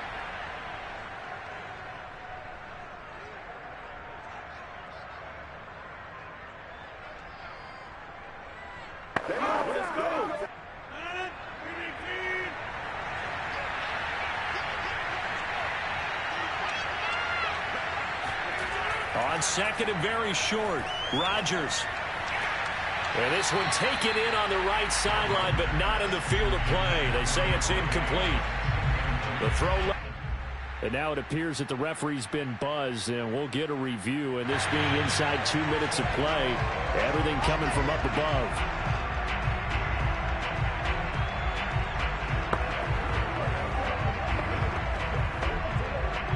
So the officials and the folks in New York got a second look at this one, and the call is going to be overturned.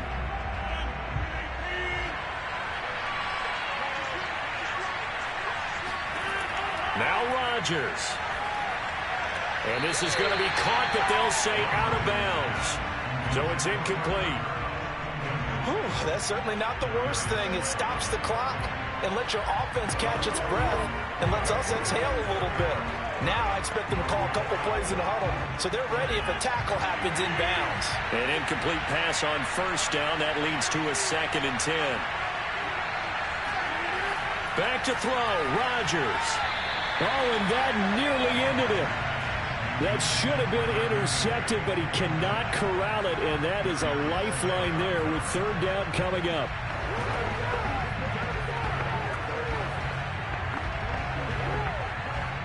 They had the incomplete pass on 2nd down. Now they need a big play here. 3rd and 10. To throw is Rodgers.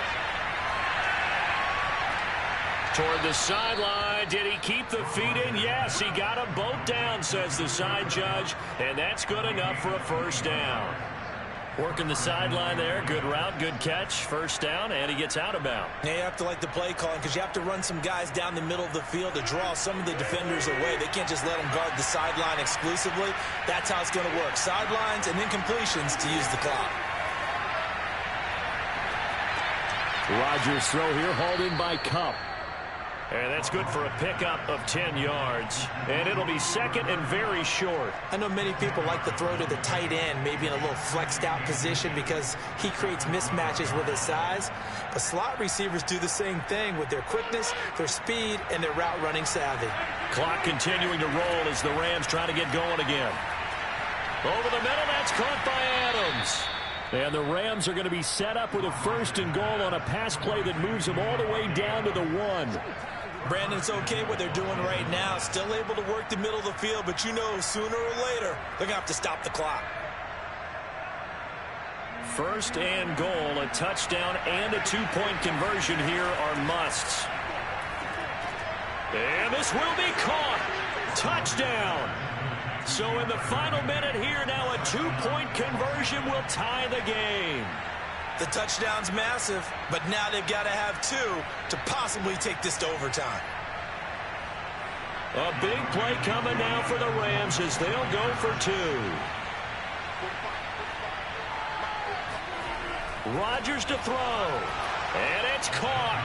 And with it, we are tied here in the fourth. Huge conversion there to tie this thing up, but they're not done yet. Their defense needs to get a stop. Yeah, there's still plenty of time for the other team to come downfield and put some points on the board, but job one was taken care of. The two-point conversion to get this thing tied.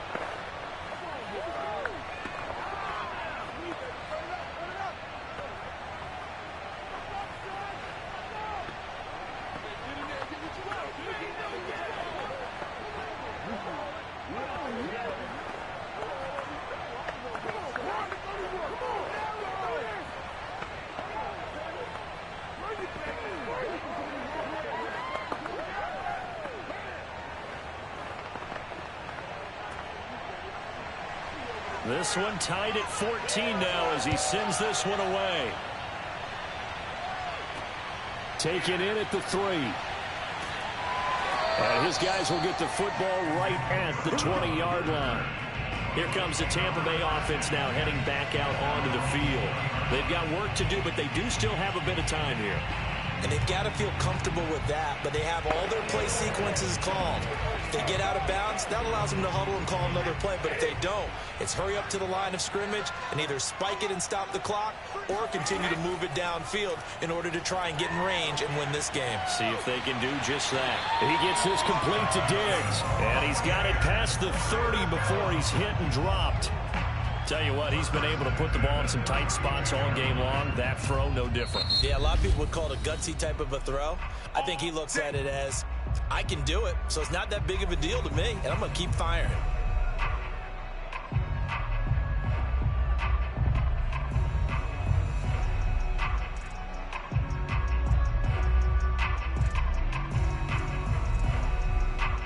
Well, this has been all that we'd hoped for. Two of the game's all-time great QBs slugging it out in a one-score game here in the second half. 1st and 10. Back to throw, Brady. And that is incomplete. Oh, the coverage a little too good there, and it's second down. He did a fine job there of not hitting it before the ball arrived, and I've got to tell you, you can often mistime that play because of the angles of approach. When you're going to get him, sometimes you panic as well and think, I've got to be there right now. Instead, in this case, timed it perfectly and knocked it free. Meanwhile, Brady's throw pulled in by Gronkowski. The Bucs going to go ahead and use the second of their timeouts as the clock will stop with an even 20 seconds left to go.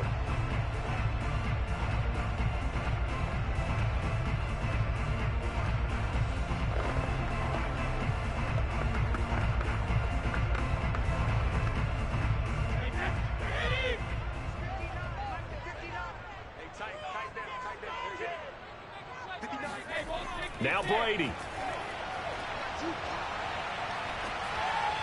And that is incomplete. Down to 15 seconds now. A couple extra defensive backs out there in the dime, and because of that, really not many places to throw the football, if any. And typically, what would you want to do against that dime? Run the football. You want to run the ball, but you can't do it in this situation. Not nearly enough time on the clock. You having to really navigate against a tough defense presented against you. Brady to throw. And that is incomplete. Nearly intercepted. The free safety couldn't quite get his hands around it, and it brings up third down. Nearly an interception. If that one's picked off, it's over. So a new lease on life, so to speak. A lot of times when you're in coverage, you're so focused on the man and the coverage that sometimes the ball, if it arrives, it surprises you. That may have happened to him in that situation. Airing this one out for Evans.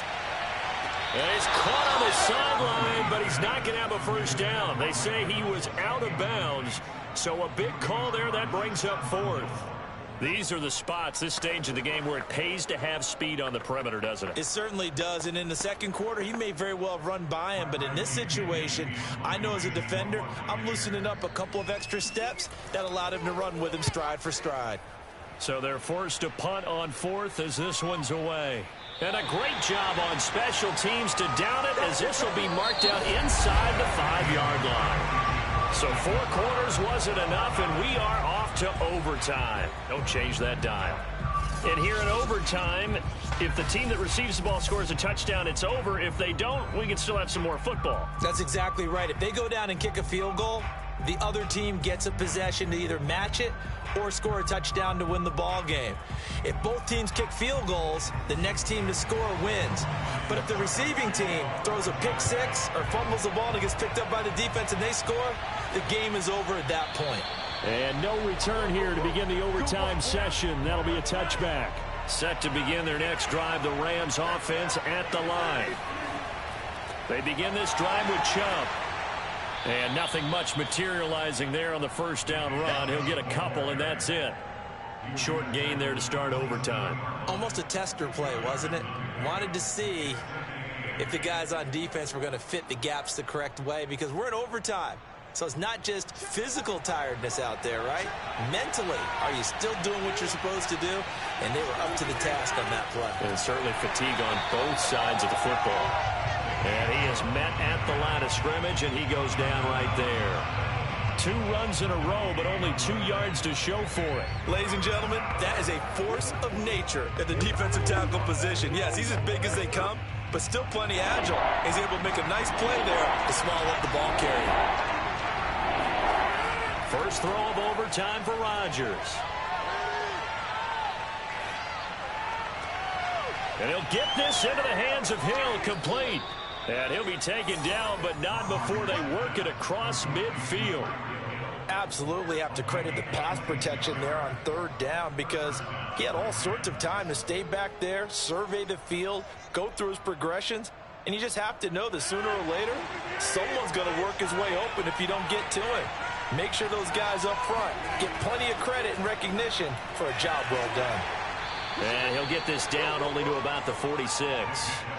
Levante David in on the tackle. That was a really nice play, able to stack that one up. When they get back in the huddle, he's got to tell his guys up front, great job. They kept people off of him, allowed him to run free, and make the hit on the runner. Filled the gap nicely, kept him to just a 1-yard gain. Second down, here's Chubb again. He'll get only a couple down to the 44. And the big fella stuffed that one up in a big way. I think doubling him has to be a priority, because you can't move up to the next level if you don't take care of him first. What will they draw up to try to keep this opening drive of overtime moving? 3rd and 7. From the gun, it's Rodgers. And this is going to be incomplete. Well, I know you're toward the middle of the field here, but still, 4th down this distance, you got to punt it right. That's definitely the first instinct, because you say, okay, let's just play some field position, make sure we don't lose the game here, turn it over in a key spot. But if you feel really good about your trigger guy, if you feel great about him, you might want to leave the ball in his hands and let him work his magic. On is the punter, Hecker, as he gets this one away. And now where will the side judge stop his walk? That's the question. He says it crossed out of bounds at about the 17-yard line. Back now comes Tampa Bay. Their defense did its job, got the stop. All they need is 3, and this is over. Couldn't have done much else other than score themselves and end it. But they turned it back over to him, and now all they need is a field goal to win the game. An excellent job by the defense. Can the offense finish things off? Yeah, part 1 is done, now part 2. And he'll be out right at the 35. They go back to that well. He's had a great game. Defensively, they haven't been able to stop him. Same thing here in overtime. And sometimes that goes to the play caller's ego, because a lot of times you have so many different plays you want to call. But when you spot a matchup that's working for you, or a player that has the hot hand, keep giving it to him. That tells me you're mature as a play caller, and it's working for them in overtime. Brady's throw on target to Godwin here. This will be stopped about 2 yards shy of the marker. 8-yard gain, 2nd and 2. I always laugh when people say, what's the toughest route to defend? And I'm like, any of them, especially if it's a good receiver. That makes things very difficult. But when you're running a drag route, something short, shallow, going through defenders, using guys almost as screens in order to get open, that makes things tough for guys trying to get to the football. Just a gain of a yard there. Now it'll be 3rd down. I haven't been a defensive coordinator yet that thinks 2nd and 2 is a fun situation to try and defend. Playbook is wide open for an offense, partner. Nice job holding to 1 after that 8-yard pickup on 1st down. Now Brady on the bootleg. It's complete. Kamara. And some room to work. And he's going to be out of bounds, but not before he takes it inside the 40. We can talk all we want about football being a game of strength and brawn. It's also a game of mismatches, and they're trying to create one there, getting it to their back out of the backfield to make a bigger play. As we often say, get it to him in space, let him use his leg. Yeah, if he can get a matchup against a linebacker or maybe a defensive end dropping out in a zone blitz, he's going to win that battle just about every time. Jalen Ramsey, the all-pro corner there on the tackle. That's just a pile of bodies there, and that's when you kind of find out who's a tough guy, right? Who can stand up and make a play. It was only a 3-yard run, but for both sides, they had to walk away from that feeling like, okay, I can stand up when the going gets tough in here. And before this 2nd down play, we'll get a whistle, a signal, and a timeout. They'll be down to just 1 remaining as we step aside here in overtime.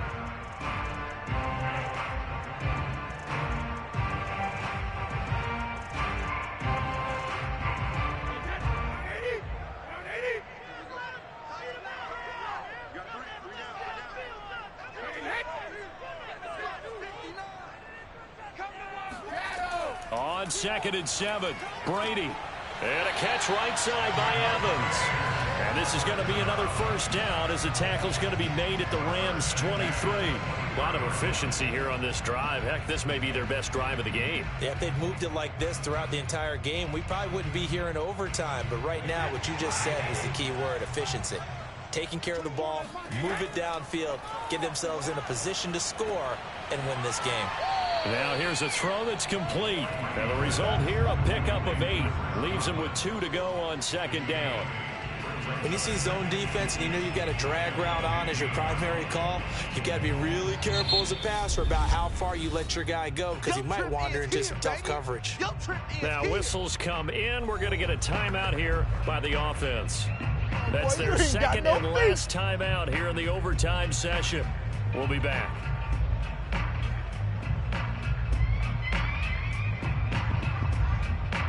Second and 2.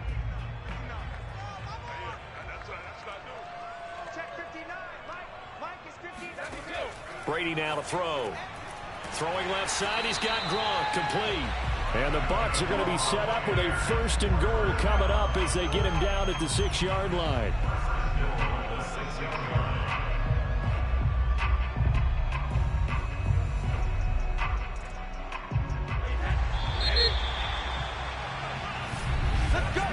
One overtime, how about 2? We need another. We're still even. We'll switch sides and have that 2nd overtime in just a moment.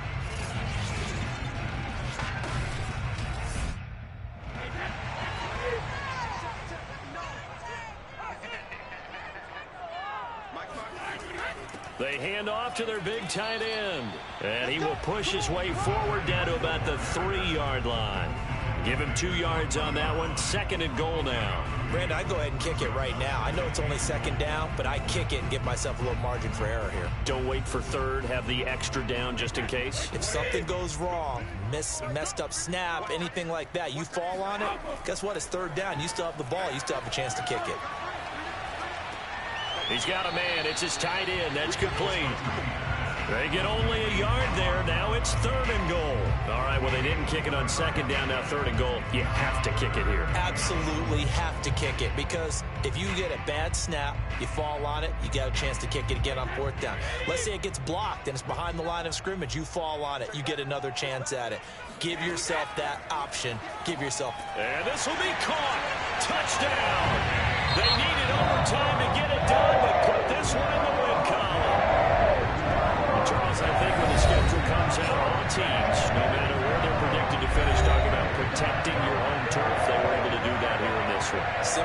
tennis match, right? Not letting them break your serve. That way you hold on to it. They got it done, and they feel very good about that victory.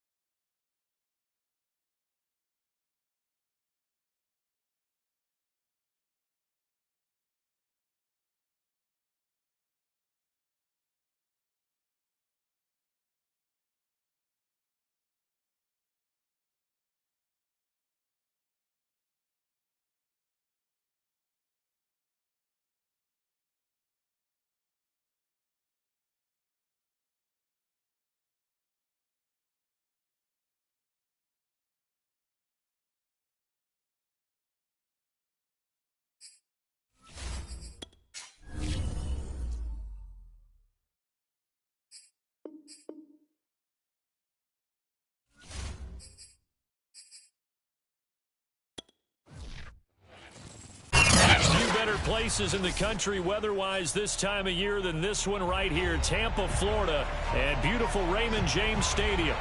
With the echoes of cannon blast still ringing in our ears from the north end zone, the Bucs were introduced a moment ago, and they are all set as their guys will do battle with Aaron Rodgers and the Green Bay Packers. So from the 17 now, here's a 1st and 10. From the gun, it's Brady. A pass underneath for Fournette. And they'll get him down after a pickup of 8, 2nd and 2. I like it, I like it, I like it. Get everyone involved in the passing game, and you know you can create those great mismatches throwing it to your guys out of the backfield. And on the first drive, that can also help establish some rhythm, right? I think so. It gets everyone involved. They feel like they're part of it, and really gets them amped up as they go forward. On the ground, this is Leonard Fournette. And they're able to get this one across the 35. Usually we see runs like this as the defense breaks down later in the game, but this guy is setting the tone early, running through all types of tackles and put the defense back on its heels. So a good run by Fournette. Now another 1st and 10. From the shotgun now, here's an inside give. And he can only manage to get a couple. 2nd and 8 coming up. Well, any lane that might have been open there was closed pretty quickly, and that was because the defensive front, they won that battle at the point of attack at the line of scrimmage. They used great leverage, held their spot, and stacked him up. Big stop, G. Big stop. Let's go.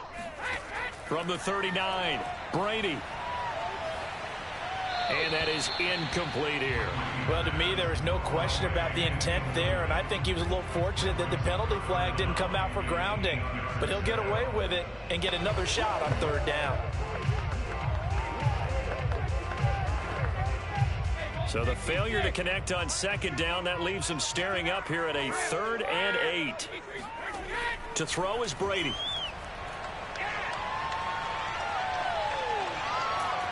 Packer pressure, and down he goes. They could not contain Kenny Clark as he gets home for the sack. It always helps for a visiting team to come in and set the tone on defense. In fact, when we talked with them prior to the game, they said they wanted this home crowd to feel like they had to hide their valuables when they were in town. Well, the home crowd quiet now early. See if their offense can take over and get some points on the board. The punt team on now as Pinion sends this one away.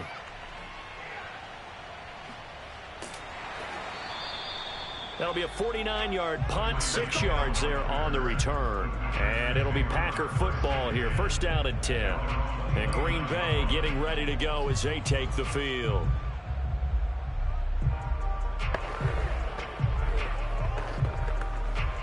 Rodgers will break the huddle and bring the Pack up 1st and 10, just shy of the 30. Throwing to start the drive. Rodgers. His throw incomplete.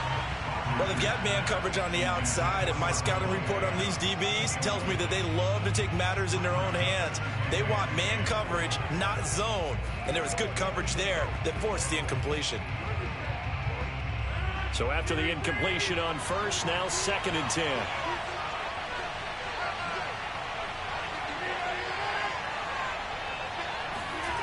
Now it's Rodgers. Into a sea of defenders and intercepted. It's Devin White, the linebacker. And he's going to get this one to the 23-yard line.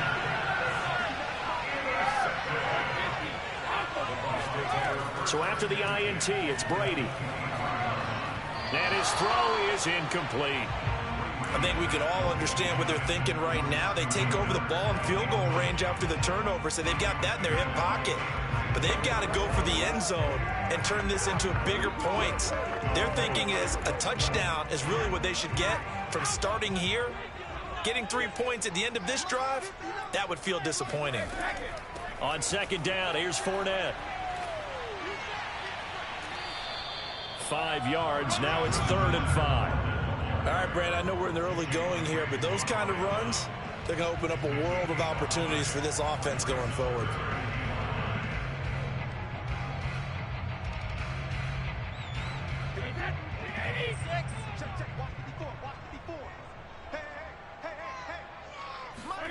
Shotgun now for Brady.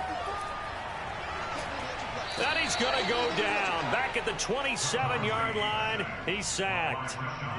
Rashawn Gary drops him for a loss of 10, and it's going to be 4th and long.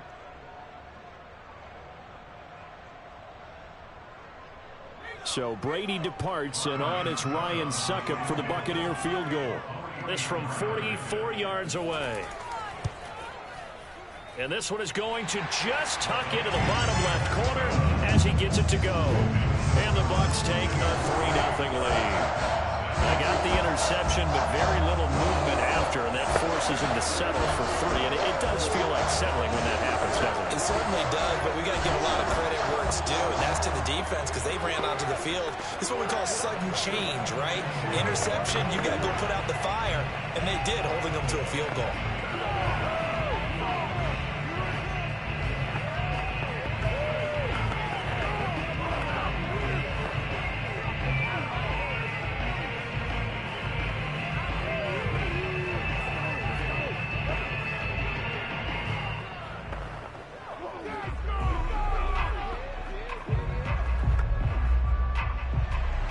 Succop now set to kick it off following the made field goal.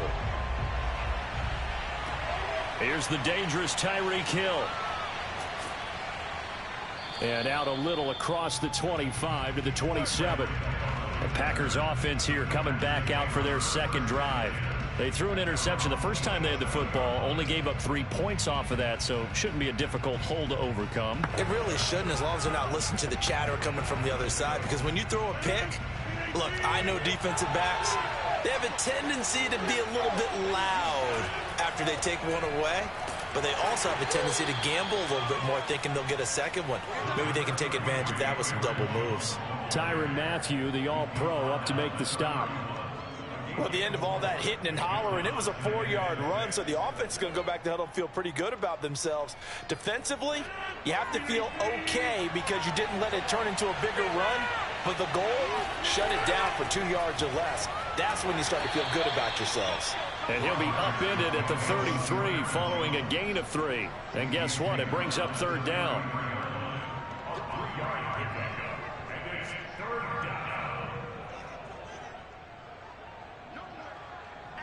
And the box with an extra defender in the secondary now on 3rd down. Rodgers going to throw. He is going to find Hill here. And he gets this up across the 35 before he's out of bounds. A little football 101 there. You just see the receiver try to run down the defender, meaning he goes right at him and really trying to move him a little bit towards the center of the field so he can put his foot in the ground and break to the out, to the sideline, and make a catch. Now a 1st down carry by Jones. And that play went nowhere. Losing yardage. It'll be back at the 36. They'll lose a yard there, and it's 2nd and 11.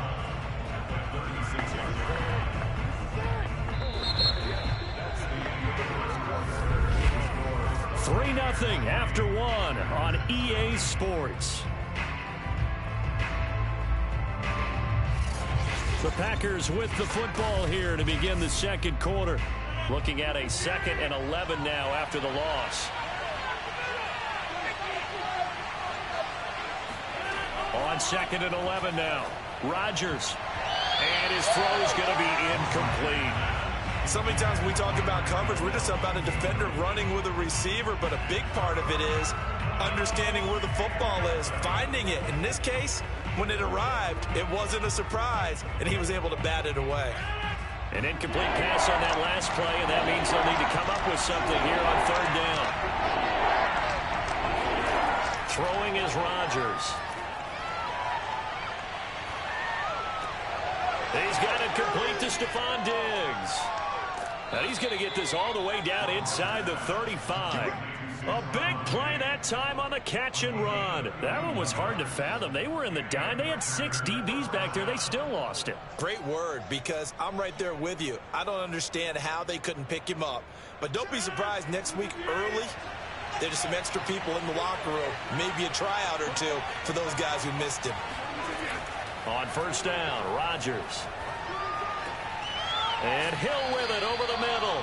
And taking it to the 15-yard line before he's brought down. Seems as if the passing attack's starting to heat up a little bit here in the second quarter.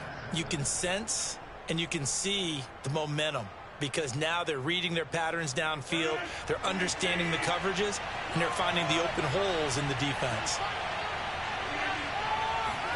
Into the red zone, it's Rodgers. And he'll be hit as he releases it, and that'll fall incomplete. Defensively, Charles, they continue to really limit this offense as far as yardage goes. Yeah, you're exactly right. They've been assignment sound, staying in their lanes, keeping proper leverage, and communicating well, too.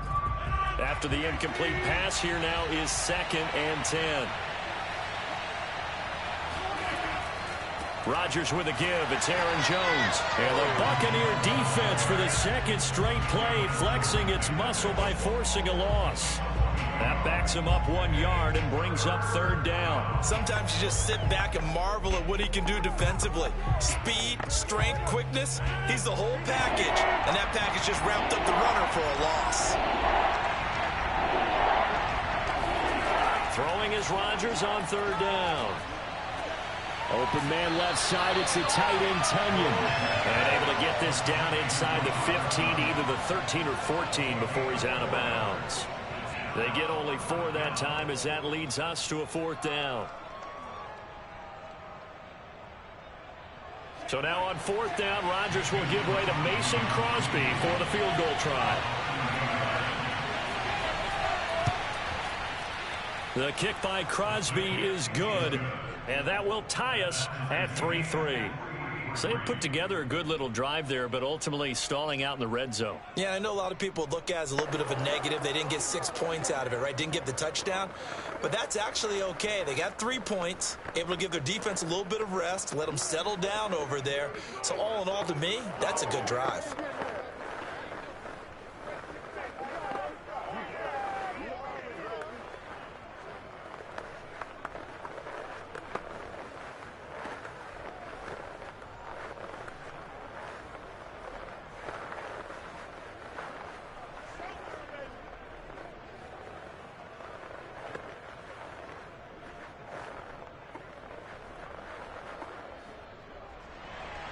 Field goals all we've had so far. 3-3 now as the kick is away. Fielded just outside the goal line. And he'll get it up across the 20 to the 21-yard line. And Tampa Bay trots out there now. They've shown precious little here offensively thus far as they try again with a 1st down now.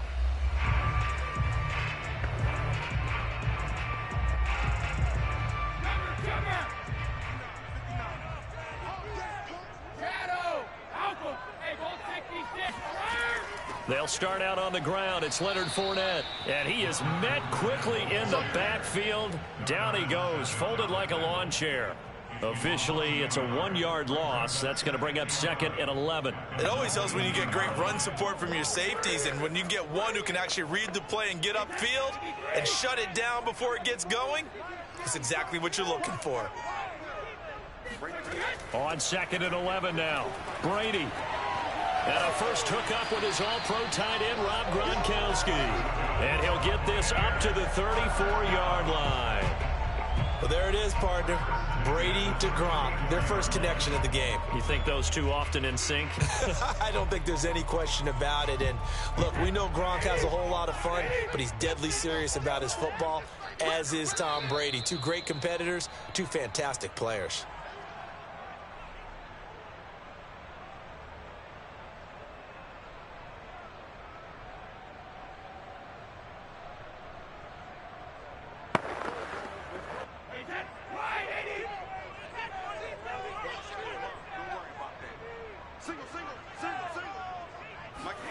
On 1st and 10, here's Brady.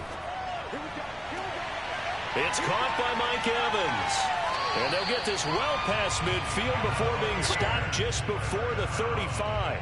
A big connection on that one. 31 yards.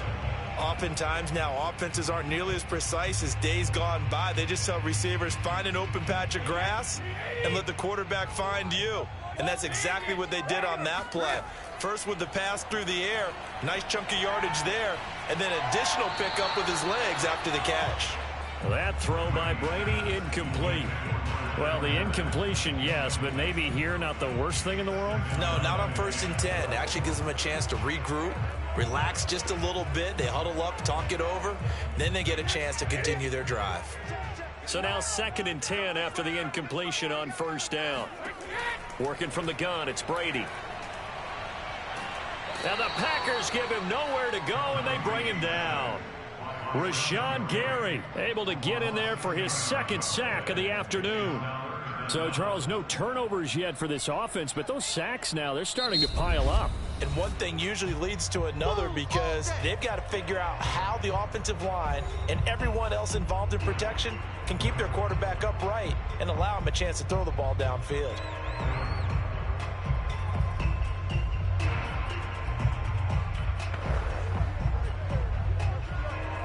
The sack backs him up, 3rd and long. Tough challenge for Brady and the Bucs. Looking to throw. Brady. And an incomplete pass.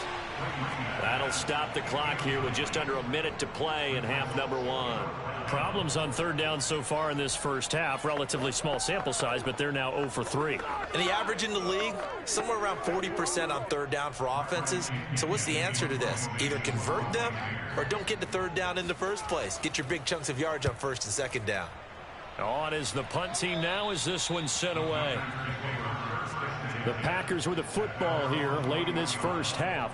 And with a little under a minute to play, they may be looking to pick up some yardage here, maybe try and come up with a field goal to seize the lead before intermission.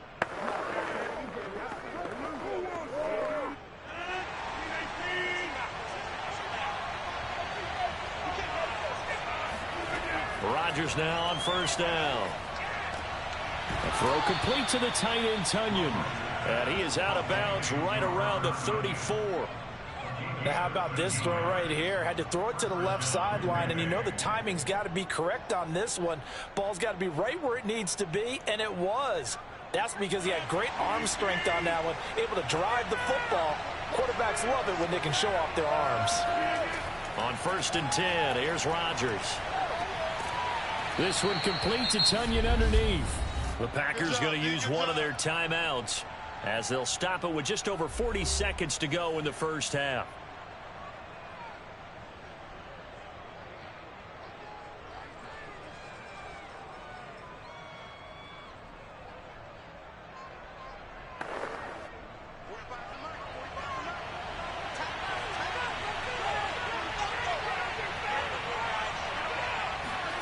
Looking to throw again on 2nd down. Rodgers, he's got it complete to Diggs, right side. Now the Packers going to go ahead and use the 2nd of their timeouts as the clock will stop with 37 seconds to play in this first half.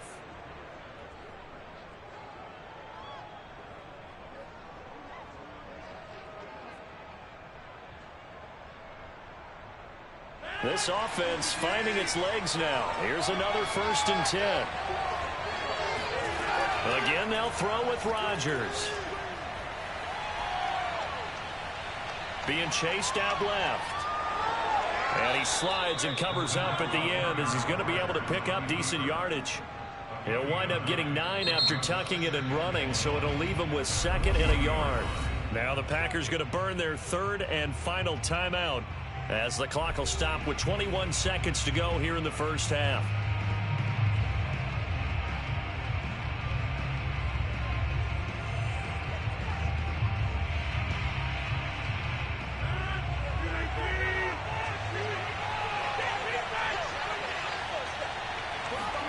To throw again on 2nd down.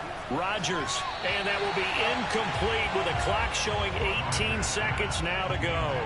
He was looking for Tyreek Hill that time, and it's 3rd and short. By the way, I got to apologize because I just realized for about the last 4 or 5 plays I'm eking over into your territory up here in the booth. My bad. I'm going to get back over to my spot. Yeah, we're not talking about an on-air commentary. I mean, what is all this extra paper? I mean, this is unusual for you. My bad. Normally you run a really tight ship. What's going on here? Just like that incomplete pass, I'm going to try to tighten things up here for this next play. And that's how you pick up a first down. Not only does he make the catch, but has enough body control to get his feet down inbounds, toe tapping and dragging to make sure he gets it done.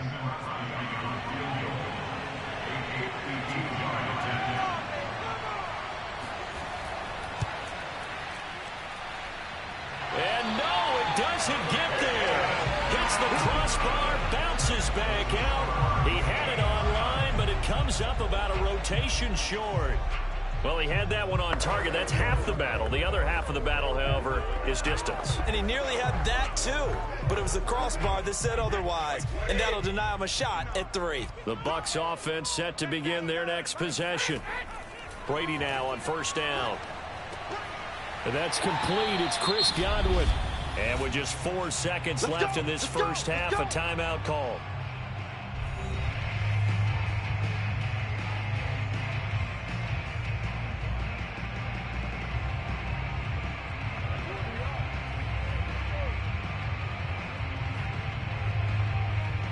So with 4 seconds to go in the half, here's the field goal unit onto the field.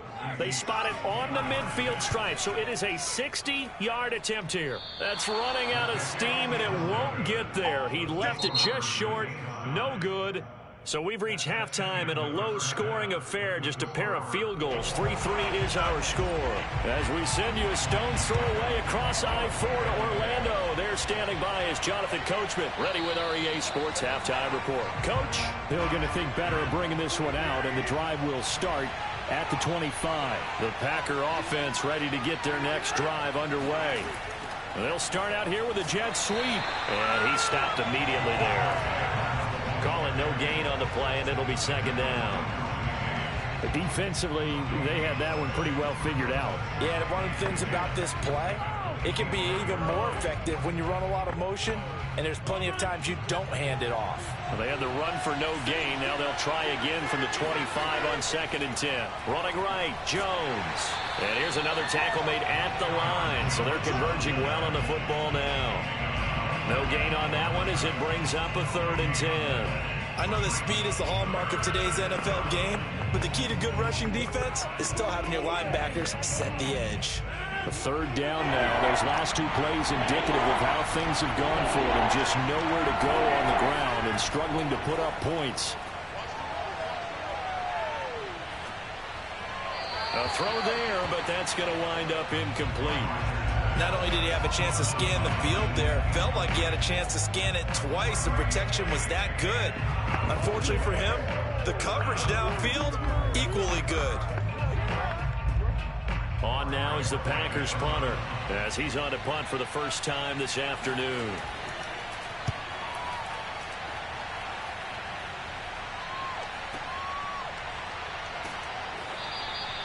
That's going to go in the books as a 55-yard punt. Well done. And possession will switch hands, 1st and 10. Here comes the Buccaneers offense. They get their first reps of the second half. Their defense has done the job. Now it's the offense's turn as they've got it 1st and 10.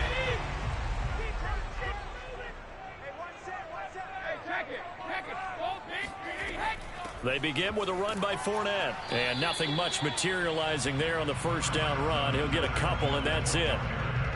That was a pretty good job defensively to hold him to a 2-yard run, but I've got to think this offensive line, they're asking their quarterback for a different type of a run, one that they rely on, one they have confidence in, one they feel like they can block.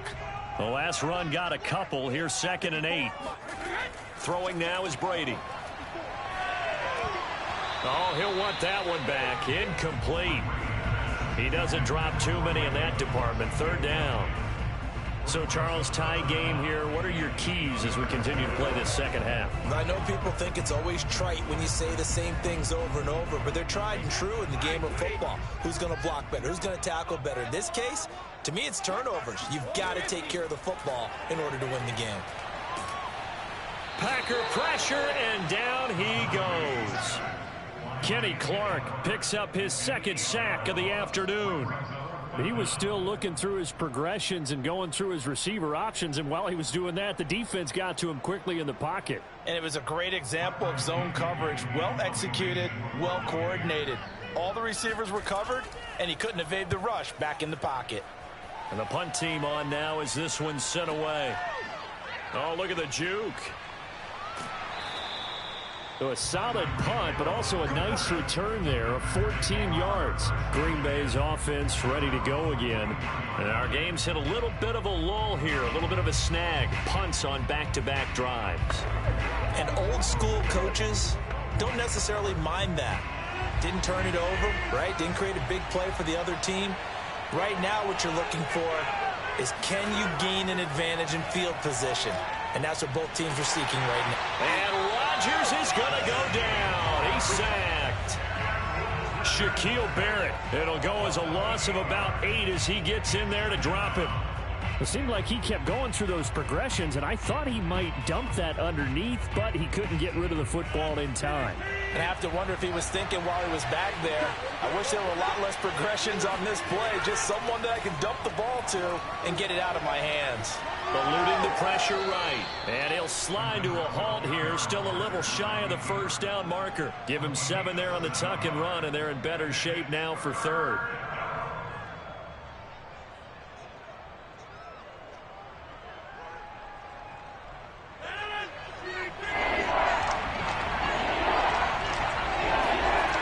Shotgun now for Rodgers. Out of the backfield, this is Aaron Jones. And he can only manage to get this to the 45-yard line. Well short of the first. He did his best to just get 4 out of that, but not enough. And now 4th down. On now is the Packers punter, as he'll punt it away for the 2nd time. He gets it away, and I think they'll smartly play keep away here from Brown. That'll be out of bounds, and how good was that? They'll say the 3-yard line. That's where they spot it. That is how you flip field position. That's an absolute bomb of a punt. Downs it inside the 5-yard line. Absolutely ideal. From that position, you're hoping to get it down inside the 15, inside the 5. Superb.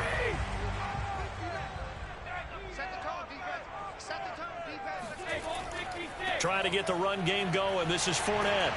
And they'll get him down up past the 15-yard line. Sometimes it's hard to believe, but there are times this game is about patience, isn't it? Hasn't had the game he expected, but that run there, that may get him going. I was just going to say, maybe that gives him a little juice, because you're right, he struggled, especially in that first half. Yeah, and I know the great ones always think to themselves, just hang in there. I'm just one big carry away from busting this open. That's a good start for him. And he'll just plow right into a host of tacklers. Nothing there at all, and it'll be 2nd and 10. As usual, the hallmark of a good run defense, linebackers making plays near the line of scrimmage. Absolutely nowhere to run there. 3rd quarter, all tied up. This is 2nd and 10. Now Brady. Evans has it left side. And able to get this across the 20 before going out of bounds.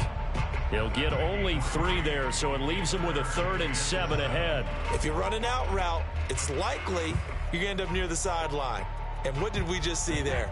Toe tap. You got it. The benefits of practice. Toe tapping, foot dragging, picking it up, and making sure it was a catch. So they'll get a little extra time to come up with his 3rd down play as we've played 3 quarters. We'll return with more after this break. You're watching the NFL on EA Sports. Throwing is Brady on 3rd down. A pass underneath for Fournette. And he is going to have the Buccaneers 1st down as they're able to get the 3rd down conversion.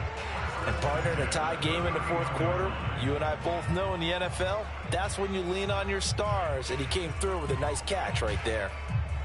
Line of scrimmage, the 31 now on 1st and 10. From the gun, it's Brady. This is caught by Antonio Brown. 3 yards the gain there, 2nd down. Brings up 2nd and 7 at the 34-yard line.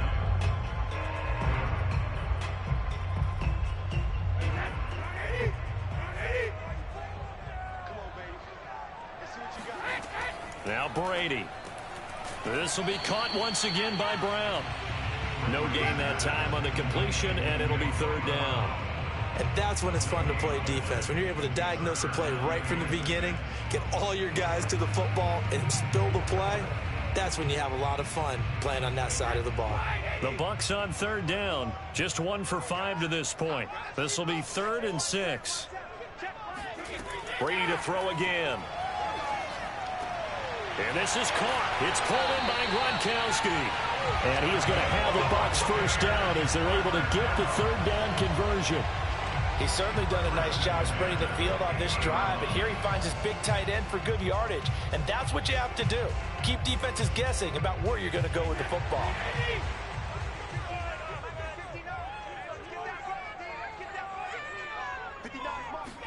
From midfield, here's Brady. And that incompletion breaks a string of 5 straight connections. And it's second down. Well, as we all know, possessions are crucial in a tie game. And let's face it, I really didn't need to tell you that. You already knew it. So when he sees he's got nothing good going, an excellent decision to just send that one to the sideline.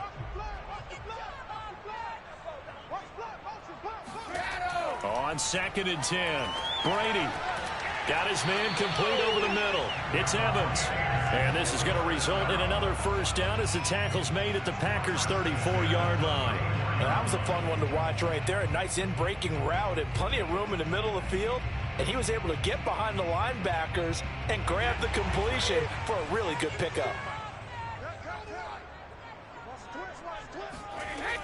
Fournette, a first down carry. And he's going to be met at the line of scrimmage and taken down. On the stop was Aaron Donald. Nice job there defensively to clamp down because really they've been on their heels this drive. Agreed, and they really needed that one for confidence, just to feel a little bit better. But I don't know if I would be daunted by them stopping me on one run. This drive has gone pretty well. I could come right back at them. A pickup of about 3 yards as he's taken down at the 31.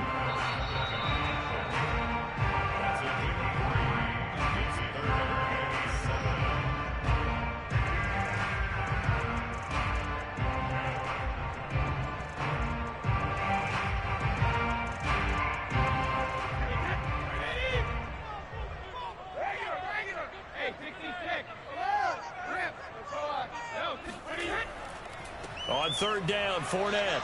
And he'll take this inside the 30 to about the 29, maybe the 28-yard line. And now right out of the 2-minute break, we'll get a timeout used defensively with 1:56 to go.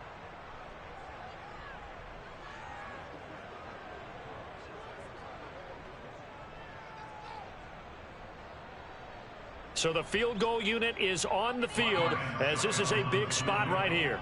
This for the lead in the final stages. And Suckup will put this one right through. And they have taken the lead here in the final 2 minutes.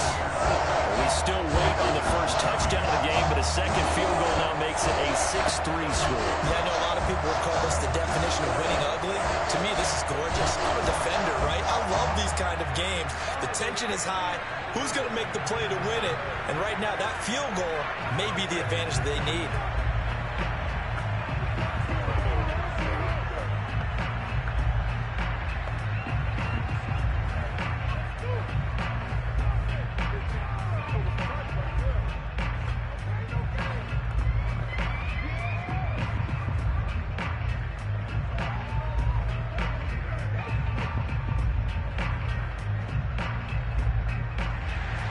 Suckup now set to kick it off following the made field goal.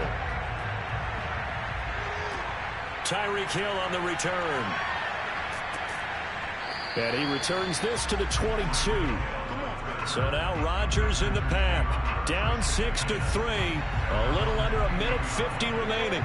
They need at minimum 3 points out of this as they come up 1st and 10.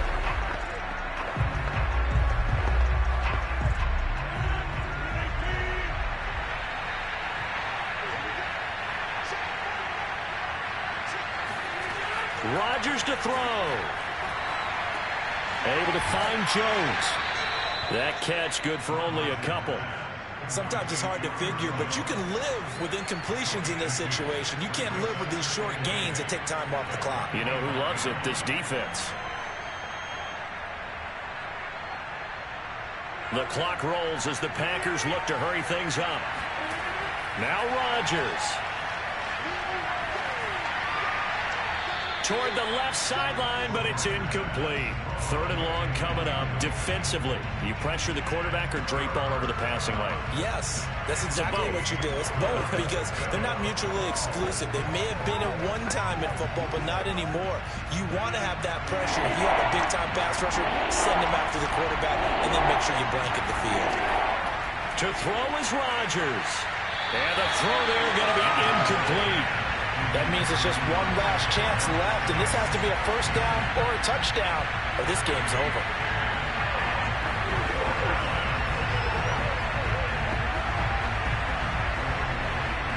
One score down. Here we go.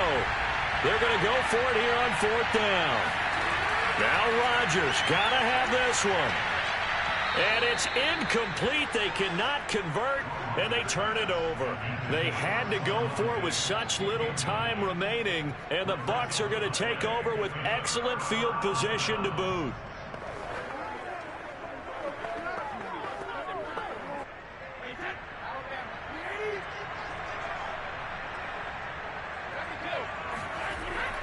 They'll try and run some clock here as they keep it on the ground. Now the Packers going to go ahead and use the second of their timeouts as they'll head to the sideline and talk over what to do next. Now the Buccaneers offensive unit back out on the field. And this one all over but the shouting, you might say. Now there's one timeout remaining defensively, but probably no real need to use it here. Yeah, the only time they would use it, strictly for pride. So after the run for no gain, here's 2nd and 10. Again, it's Fournette. And they work this near the 5. He'll be stopped at the 6. Now the Packers going to burn their 3rd and final timeout as they get the stoppage with just over a minute to go in the game.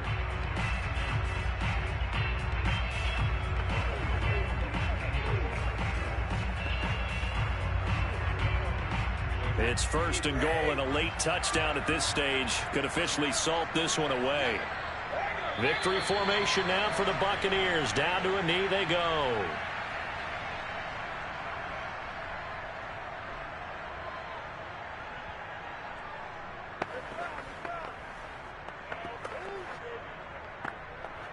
Now from the 7, here's 2nd and goal.